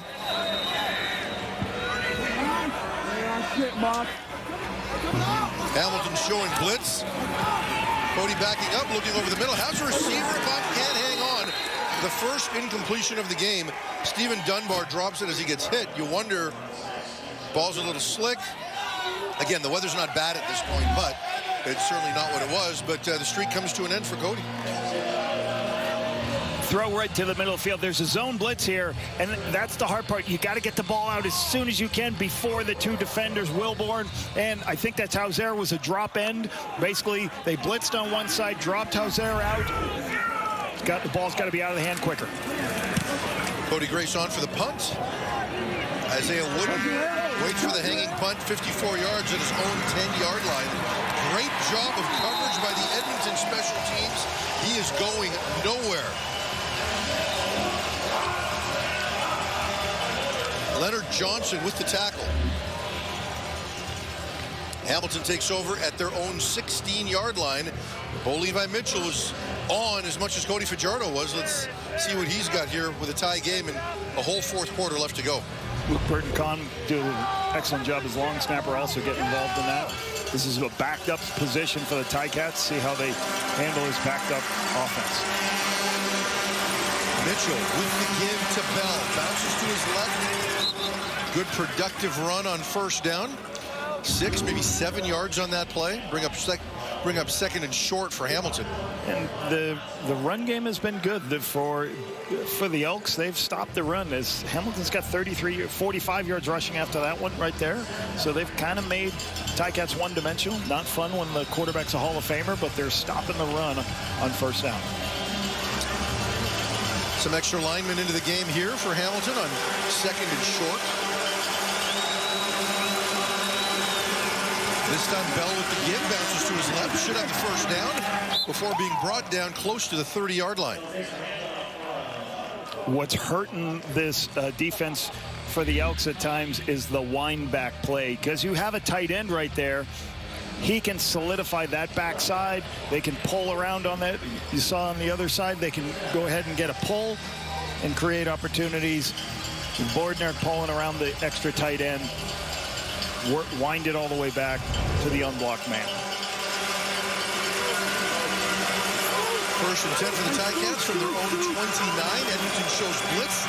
They get there quick, and Bo throws it into an open space to prevent the sack. That'll bring up second and 10. Little bit run blitz coming. You'll see pressure from the front side of the play coming in, trying to hurry. You got Brinkman in there, trying to force Bo Levi Mitchell to get the ball in his hands. First and 10, trying to stop the run and also slow down Bo Levi Mitchell, make him throw the ball faster. And Mitchell's made good decisions in those situations when he can't extend to just throw the ball away, and that's what it looked like he was doing there. More pressure showing from Edmonton, but they drop out into coverage. He goes to Keandre Smith, but that throw is high and falls incomplete. And Hamilton, after one first down, will be forced to punt. A lot of disguises by this defense for Edmonton. A bunch of guys standing up at the line of scrimmage, then they bail out, play zone coverage. There is a soft spot in the defense. Just a little bit high on the throw. Can't get it to Keandre Smith. So good stop by the Elks defense. Showing a little bit of pressure, dropping out, forcing Bo to be off target. Ticats set to kick. Javon Leake waiting at his own 35-yard line.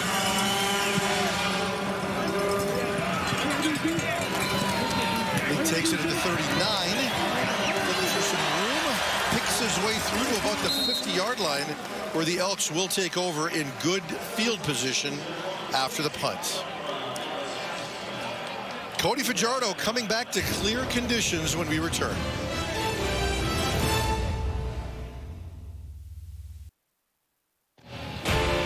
Just remember, this is the first of 2 CFL on TSN games tonight as the Rough Riders take on the Alouettes. That game starts at 7 Eastern, 4 Pacific on TSN. Good thing we had an hour between games. That game's going to start on time on TSN 1, regardless of where we're at in this game. But you'll be able to catch pretty much all or most of both before the night is done. And that one should be a fun one. Dustin Nielsen on the call there. That is Rankin with the carry. Makes the first man miss, but still winds up losing a yard on the play. Ticats with great penetration at the point of attack. on an outside zone play, what do? You get penetration. Reggie Stubblefield just makes the tackle miss, gets upfield, forces the tailback to stop his feet, create a negative yardage play. 2nd and 11. Fajardo converted on 2nd and 8 on the last drive. Let's see what he's got here. Fajardo scrambles to his right, looking downfield. Looks like he's going to keep this one himself. Got some blockers out in front, and Fajardo gets the first down. That's what he was known for when he first broke into the league, and a guy that had plenty of ability to run the football. 13 yards there. Cody Fajardo, as a veteran quarterback, understands coverage. What's going to happen is 2 people are going to go deep, and everybody else is going to be in man coverage. That's called two deep man under. And when everybody runs with the receivers, and Cody doesn't like the picture, he takes off and starts to scramble. You have to have somebody responsible for the quarterback. Hamilton doesn't. Big first down. Penetration for the Ticats. Stubblefield again. Nothing doing for Justin Rankin. -3 on the last 2 plays. Yeah, Stubblefield close to the line of scrimmage is is Rankin. He heard lightning. I'm out of here. Or he doesn't want to be on camera. One of the two. Reggie Stubblefield close to the box. We're blitzing him a lot off the edge. He's making a lot of plays. You're going to have to find an answer for Reggie Stubblefield. Ticats showing blitz again. Fajardo sets up the screen, but Rankin winds up getting tripped going through the line of scrimmage, and that pass falls incomplete. Blitz once again. Stubblefield coming off pressure. So the answer was, hey, they keep pressuring us. Let's call a screen pass. Throw behind the rusher. Rankin just falls down. Stubblefield, very good series. Creating a tackle for loss 2 different occasions. Devin Varasek injured early in the second half, and with all of that break, he's still not back in. Ryan Baker's in at linebacker, so I wouldn't expect Varasek to return to this game. Meanwhile, Grace with the end-over-end kick to the 20, bounces back. Edmonton has it. There's a penalty flag on the play. Is that the kicker? Is that Grace? No, it's not Grace. That's the... Let's see what happens here. Let's see what the ruling is. It looks like Grace is celebrating. If that was him on the bounce back, it was, in fact, Grace. They recovered that, and that's going to be Edmonton's ball. Normally, a penalty flag will go down anytime an Elks player gets into this area. They get inside the 5-yard halo, then they're going to confirm who that player is. They'll say there's no penalty if it's the punter. There is no infraction for no yards. The ball was first touched by Edmonton, number 24, who is the kicker. It will be first down, Edmonton. So football IQ for Cody Grace. He had a bad kick. He knew it was a bad kick. And when a punter has a bad kick, what do? You go sprint downfield and go recover it. As he goes to punt it, you can roll it, guys. As he goes ahead and punts it, he recognizes it. Just watch the punter back. He sees it, and as soon as it sees it short, watch him sprinting downfield, because he's going to say, I'm going to go get it before the returner gets it. Returners must, on short punts, get underneath it, because the punter's going to come down and try to make that play. Just a massive play for Edmonton right there. This time Rankin, and for the 3rd straight time, there is nothing there in the run game. This time a loss of 5. Wow. First down. They're all over the box right here, Lapo. Watch. Okay, watch here, Cody. Watch that kick. Crossfield kick. You can see him just taking off. Now, the returner just have to understand, when it bounces that far up, I got to go get it. The Elks get a great bounce because it bounced back towards him. Saw it coming, makes the play. Bo sees it coming.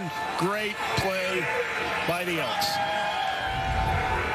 All right, Fajardo on 2nd and 15, just a 4-man rush. He gets it out quick to Rankin, but all sorts of white jerseys there to make the play and force Rankin out of bounds.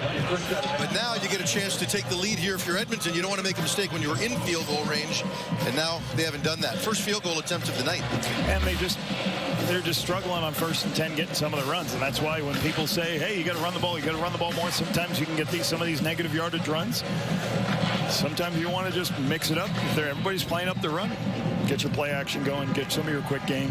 Hopefully they can add some throws on the perimeter in case Reggie Stubblefield keeps blitzing. A 33-yard attempt for Vincent Blanchard, who is 9 of 11 on the season. The kick is up, and it is good. With 8:39 to go, the Elks have a 24-21 lead. Edmonton with back-to-back key special team plays. First, the punt recovery by Grace, and then the field goal. They take a 3-point lead.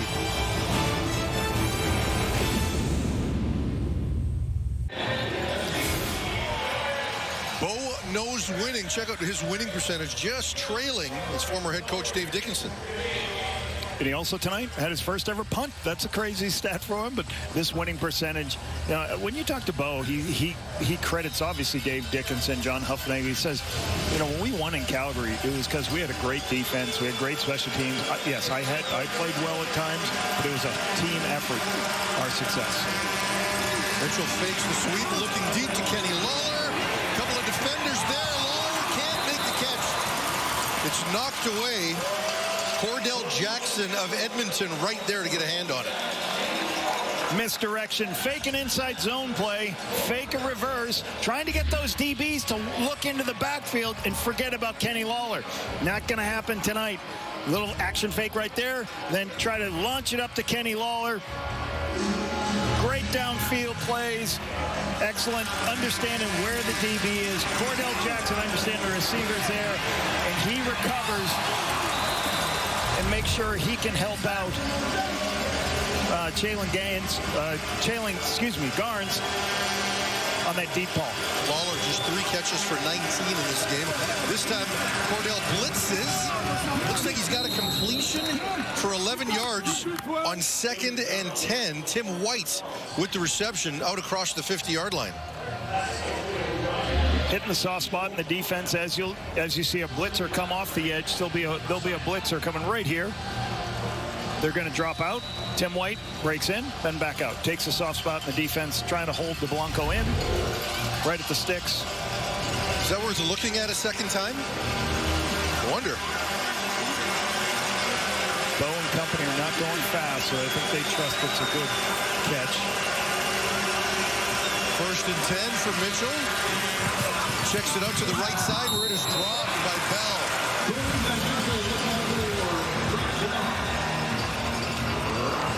Put it right there.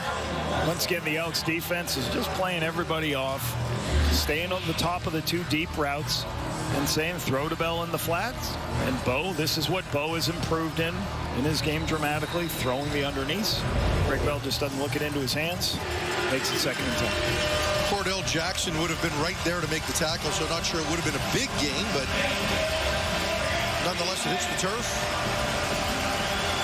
Ticats converted 2nd and 10. 2 plays earlier. Let's see what happens again in the same situation. Edmonton bringing 4. Bo moves up into the pocket, scrambles to his left, has Shamar Bridges on the sidelines. He gets knocked out of bounds, and they rule that incomplete. Defender right in position to take his legs out of bounds. He couldn't get the 1 foot down. Bridges saw his quarterback in trouble. On the scramble, on the move. Just couldn't get it in. Good, great tackle on the sideline. As he comes back trying to find it, the speed of Terrell Ford makes the play. And he goes low, kicks the legs up, so he can't get that toe down, and Hamilton will have to punt.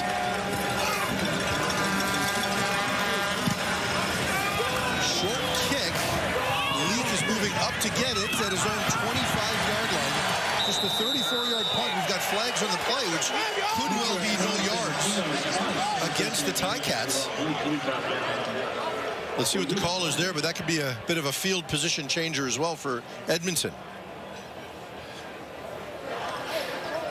No yards. Hamilton, number 25. 15-yard penalty. 1st down. Cody Fajardo has the Ticats where he wants them. 6.5 minutes to go and a 3-point lead.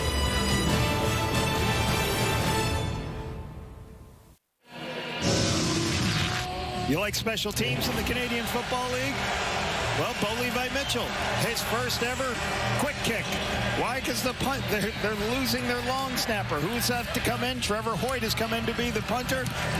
Cody Grace has a bad punt that's bouncing backwards. He runs down, gets in front of the returner, makes the recovery. He doesn't have to give no yards.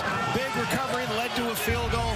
All kinds of crazy special team stuff today. And that doesn't even include a couple of really good returns by both Wooden and Leak to set their teams up across midfield. Rankin, this time slips cutting back inside, but at least positive gains after the last three where negative yardage occurred. But good for Jordan McSimic, sticking with the run regardless of what he's seen on first down. A lot of people here, and when you have that many people, you can wind this thing all the way back, and that's what's going to happen. This is just a tight zone play, but then as you collapse the whole defense, I think he was mad right there. He was going to take it and go. See Jordan McSimic staying with the run game, and it pays off. Second and medium now. Easy conversion. Second and 6. Fajardo sends his receivers to the left. Fajardo looking deep to Stephen Dunbar. Intercepted. Stavros Katsantonis intercepts it at his own 30. He's out across the 50. Looking to go left, and he goes down at the 50-yard line. Katsantonis with his third interception of the season, the 12th by Hamilton this year. Your free safety has to have range. He has to get up. You have to get off the hash and run downfield. He's right here. There's going to be a seam pass that is wide open. Once the seam shows up, they have a miscommunication in man coverage. You get beat, but that's why you have a deep safety. So your deep safety can help Amos when he made a mistake in man coverage. He get in a trail position. Katsantonis is over the top to be able to help out on that play. Wow, it was Keon Julian Grant open on the right side. But he chose to go to the other side. And now a five-man rush against Bo Levi Mitchell, who again avoids the sack, directing traffic, and throws it out of bounds. Bo has found the fountain of youth with his legs. This is not something he did in Calgary. He was not known for this at all. Here's Stavros one more time. Let's take a look at this pretty picture on the pick. Amos made a mistake in man coverage. Wasn't sure who to cover. That's why he's in such a trail position. Stavros is right there to take it away. I believe Dunbar catches that and makes the touchdown. Free safety's got to be able to recognize things and then chase the ball down when it's in the air. Mitchell just 9 of 18 in the second half after going 16 of 19 in the first half. Second and 10 for Mitchell. This time he checks it down to Johnny Augustine, who makes one man miss and picks up the first down.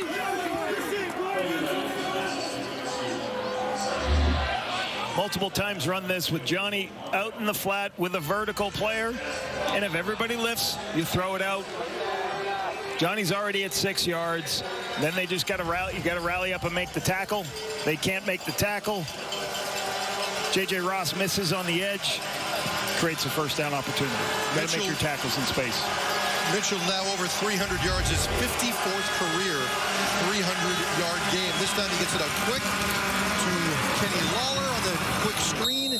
He cuts inside, picks up some blocks, and gets 9 yards before being brought down. A lot of different formations, motions here. You got Keandre Smith's in the backfield now, releases out. You see Keandre right here. He's running out. This is a screen. 1 blocks out, 2 blocks out. You'll bring a lineman out. Get the ball in the hands of Kenny. Couple blockers, lineman out. Follow the big men for big yardage. Nice 9-yard gain. Golagala in on second and a yard. Looks like he falls forward for enough yardage to pick up the first down at around the 37-yard line. So Hamilton in Mark Leggio's field goal range already with 3.5 minutes to go, trailing by 3. Another 300-yard game, 54 career 300-yard games, most by any active quarterback. It just shows the longevity, his abilities. And, you know, Scott Milan has talked about it. We asked him this week, what's the strength of Bo compared to some of the other greats you've been around? And the one point he said, which you certainly believe, he said, Bo Levi Mitchell, more than any quarterback I've had, he looks for the deep ball. And pair what he's doing now with the deep shots with making good decisions, checking it down, timing his drops with his feet. You know, some of the things in the West Coast system that Scott has brought him to, that's made him a formidable quarterback who could play for a long time, I think, left in this league. 3rd and inches here, we'll see. The 4th third down gamble of the game as Dolegala comes up just short. In field goal range here. Edmonton with 2 turnovers in this game. One was the 3rd down attempt at the 1-yard line. They turned it over on downs. And now this one, the interception by Cody Fajardo. Hamilton trying to complete a drive and get some points off turnovers here in what has been a very well-played game.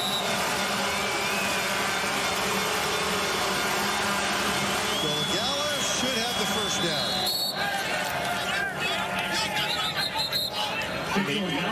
So the interesting thing will happen if Hamilton does have to kick a field goal to tie this game up. It'll be interesting to see. Trevor Hoyt's got to execute the short snap, right? They're going to get the hold down. It's a little different when your long snapper's out and short snapper's out of the game.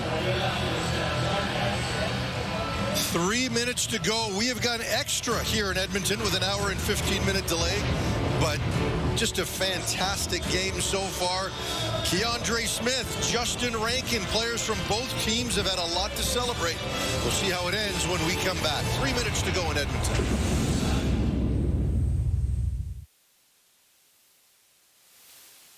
Just a reminder, we have got one more game coming up in Montreal. The Saskatchewan is there for a game that is going to kick off shortly in about 7 minutes' time. We will take you to TSN 1. For that game, we will stay on TSN 3 until the conclusion of this game.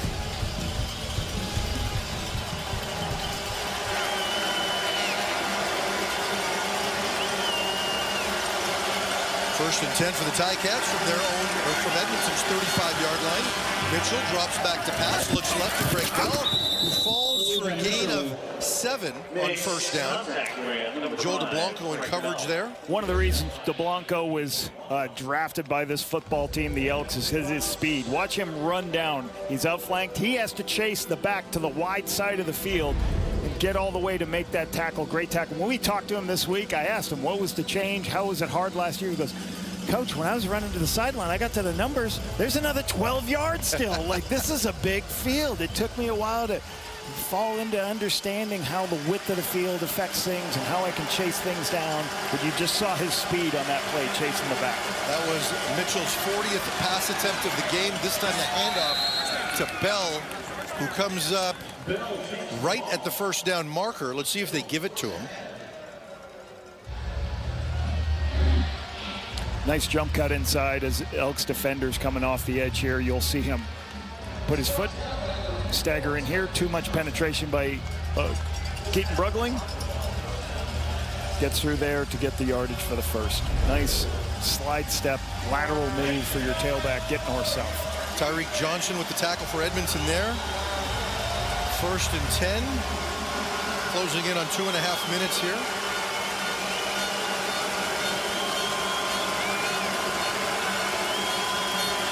Mitchell drops back. He continues to back up. Gets it to Keaton Brugling, who slips and falls. A loss on that play of about a yard, maybe a 2-yard loss. We'll see where they mark it. Brugling slow to get up here.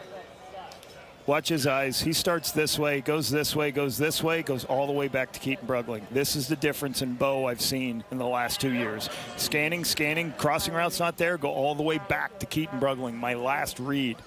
Gets it out to Keaton after he went to protect. And we did have some rain, in case you're aware, since we're still on the air here, so probably contributes to the fall there for Brugling. Brugling getting a lot more playing time in the last couple of weeks, and they're using him more. He was we were trying to make him a wide receiver in Ottawa. They're using him a little bit more as a fullback, H-back type to be able to add in and block and release out in routes. Brugling came into this game with just 3 receptions. He's had at least that many tonight.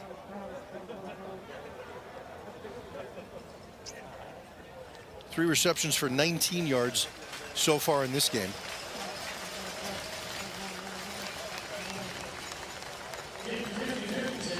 Brings up 2nd and 11. The Ticats already in Mark Leggio's field goal range with 2:24 remaining. And if you're Edmonton, you get into that moment of the game where you start not necessarily questioning, but you need some positivity. You need to find a way to finish this. Just get them off the field here. Just force a field goal. They're already in field goal range. Even a sack is not going to take them out of Leggio field goal range. Just force 3rd down and see if Trevor Hoyt can execute the short snap. So many options for Bo Levi Mitchell here, from Lawler to White to Smith. Let's see where he goes. Edmonton showing blitz. They bring 5. Mitchell looks to Tim White, who is into the end zone. Touchdown, Ticats. They take the lead. Tim White inside position. A zone blitz by the Elks. Kind of voided the middle of the field. Bo sees that there's open space for Tim White. Hits Tim White right down the middle of the pipe. See for this 27-yard touchdown. As the safety goes away, he looks inside and says, there's my post throw. Look the safety off, throw the post in the middle of the field. 30th completion of the night for Bo. It's the same touchdown he threw in the first quarter. Was there ever a doubt? Same touchdown he threw to Keandre Smith. Big kick here for Leggio as it makes it a 4-point game. Meaning Edmonton in all likelihood would have to score a touchdown to win this. Might not be enough time for a pair of field goals here. And the kick is good with 2:01 remaining. The Ticats take a 4-point lead. If you would like to continue watching the Elks and the Tiger Cats, you can do so on TSN 3. It is a battle of the heavyweights, though, wrapping up week number 9 as the Rough Riders look to do something they haven't done since 2021. Win in Montreal. It is the Alouettes and the Rough Riders. On task, on point. Toughest part about Mitchell. Toughest part about playing Bo Levi Mitchell. He's seen every picture, every coverage. Yeah. He's going to make you pay if he has time. 9-play, 60-yard drive for Mitchell and the Ticats. It came off the Cody Fajardo turnover, and it feels a lot like Hamilton's victory last week. You know, for all the criticism that Mike Benavides took for how conservative or how soft he played defensively and the focus he put on Kenny Lawler, with 3 minutes to go in the game, you had a lead. Bo was at around 224 yards passing, I believe, and then he exploded at the end. And in those moments, sometimes Bo just feels inevitable. Well, I think what people are going to have to start figuring out is, yeah, we're worried about Kenny Lawler, we're worried about Kenny Lawler. You better worry about Bo Levi Mitchell. You better make it harder for him to throw the football. You better pressure him, do something so he cannot sit back there and pick you apart. Javon Leake stays up the left side, makes one miss, steps out of bounds just across the 40-yard line, where Cody Fajardo will take over with 1:54 to go. If you remember last week, Bo Levi Mitchell brings late 3 minutes left of the game. O'Leary Orange for a touchdown, hits this touchdown, touchdown right uncovered players, brings them all the way back for the win. In that game, you saw at the end of the game, he checked it down, right down the field to get in touchdown range, make their plays. Very hard to stop this guy, whether it's man or zone coverage you're facing. The difference is here, Cody Fajardo still has time. He pitches it out to Rankin, who breaks one tackle, stays on his feet, can't break the second, but gets 9 yards on first down. And that'll make things very manageable on second down here, but lots of time left for the Elks. So, you know, sometimes you put your back in protection. Sometimes you try to get them out after the protection, because these guys are great with the ball in their hands. There's a lot of space. You make one miss, it's a first down. And I love Rankin's ability to bounce off people, have the balance he has. Keep giving those guys opportunities. Hamilton showing blitz, but Rankin gets through it, makes one man miss, still on his feet, drives inside the 40-yard line. Very tough run for Justin Rankin. Rankin's trying to say, put the ball in my hands. I will keep helping you win the football game. I'm going to play with effort. I want to win a football game. keep trying to bring me down. I'm going to keep my legs going for this 25-yard run. That's 20 yards of yak yards. 69 yards in the afternoon for Rankin. He's got his team in good position here at the 37-yard line. Fajardo takes the snap, four-man pressure. Fajardo looks deep to Julian Grant. He's dropped it! No! Keon Julian Grant had 6 points in his hands. Fajardo can't believe it.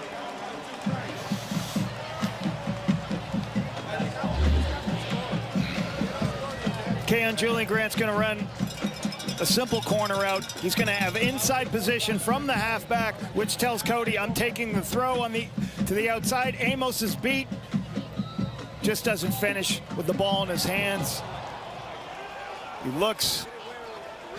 Wow. Just a tough drop. Beautiful throw. Just got to finish. A lot to lament here for the Elks if they don't come back to win this game. Fajardo on 2nd and 10, pulls it down, gives it to Rankin, who is taken down immediately by Peters. No gain on the play, and now a decision with 1:03 to go. A field goal doesn't help you. Jamal Peters, we just talked about Justin Rankin in space, Timeout. very difficult. Edmonton. Great timing, great tackle. Create the 3rd and 10 situation. Edmonton takes a timeout here.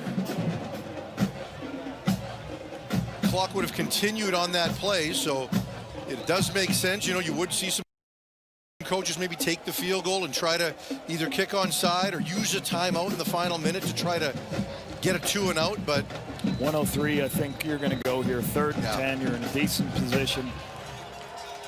Be ready for some type of zone blitz from the Ticats and be able to protect it all, make sure you have enough protection, and give an opportunity to throw. Hamilton showing blitz here. They bring 5. Fajardo gets hit.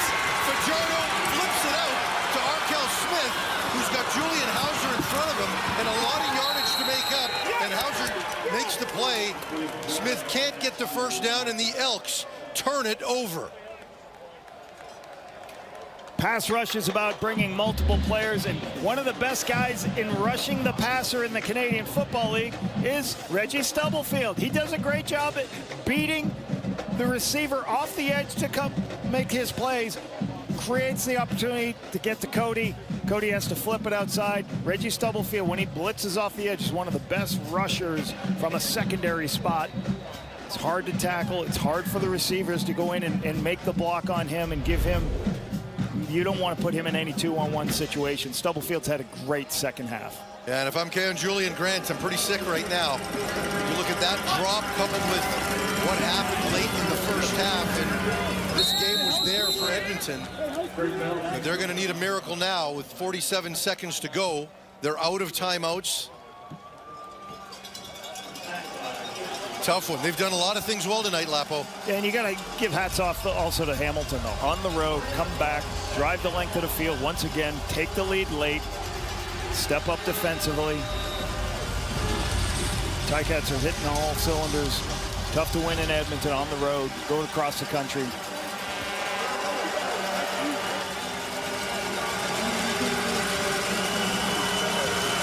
At their own 40 on 2nd and 7. They just give the ball, they're working the clock, and Bell gets the first down right up the middle, and that will do it. With 25 seconds left, Hamilton retains the ball with a first down.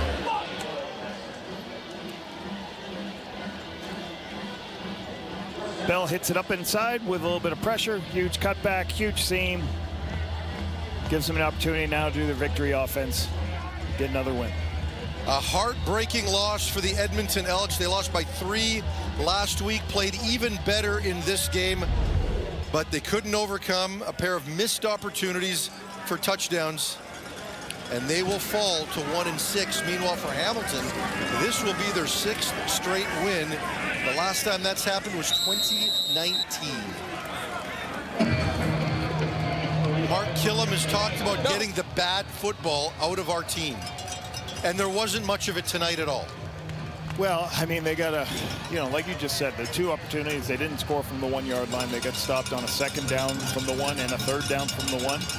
You know, you got to make the catches in the end zone when those opportunities come. Special teams early on to start the game gave up a huge return that put the ball at the 25 to start defensively, but they're getting better. But that's a hard thing to keep saying to each other, to the players. They want to win a football game. Yeah, Cody Fajardo has certainly made this team better, and all three phases are rallying around that. But the margin for error for this team right now is so difficult. And for Bo Levi Mitchell, 350 passing yards, played one of his best games of the season. But in the end, Hamilton stays atop first place ahead of Montreal, who's coming up next.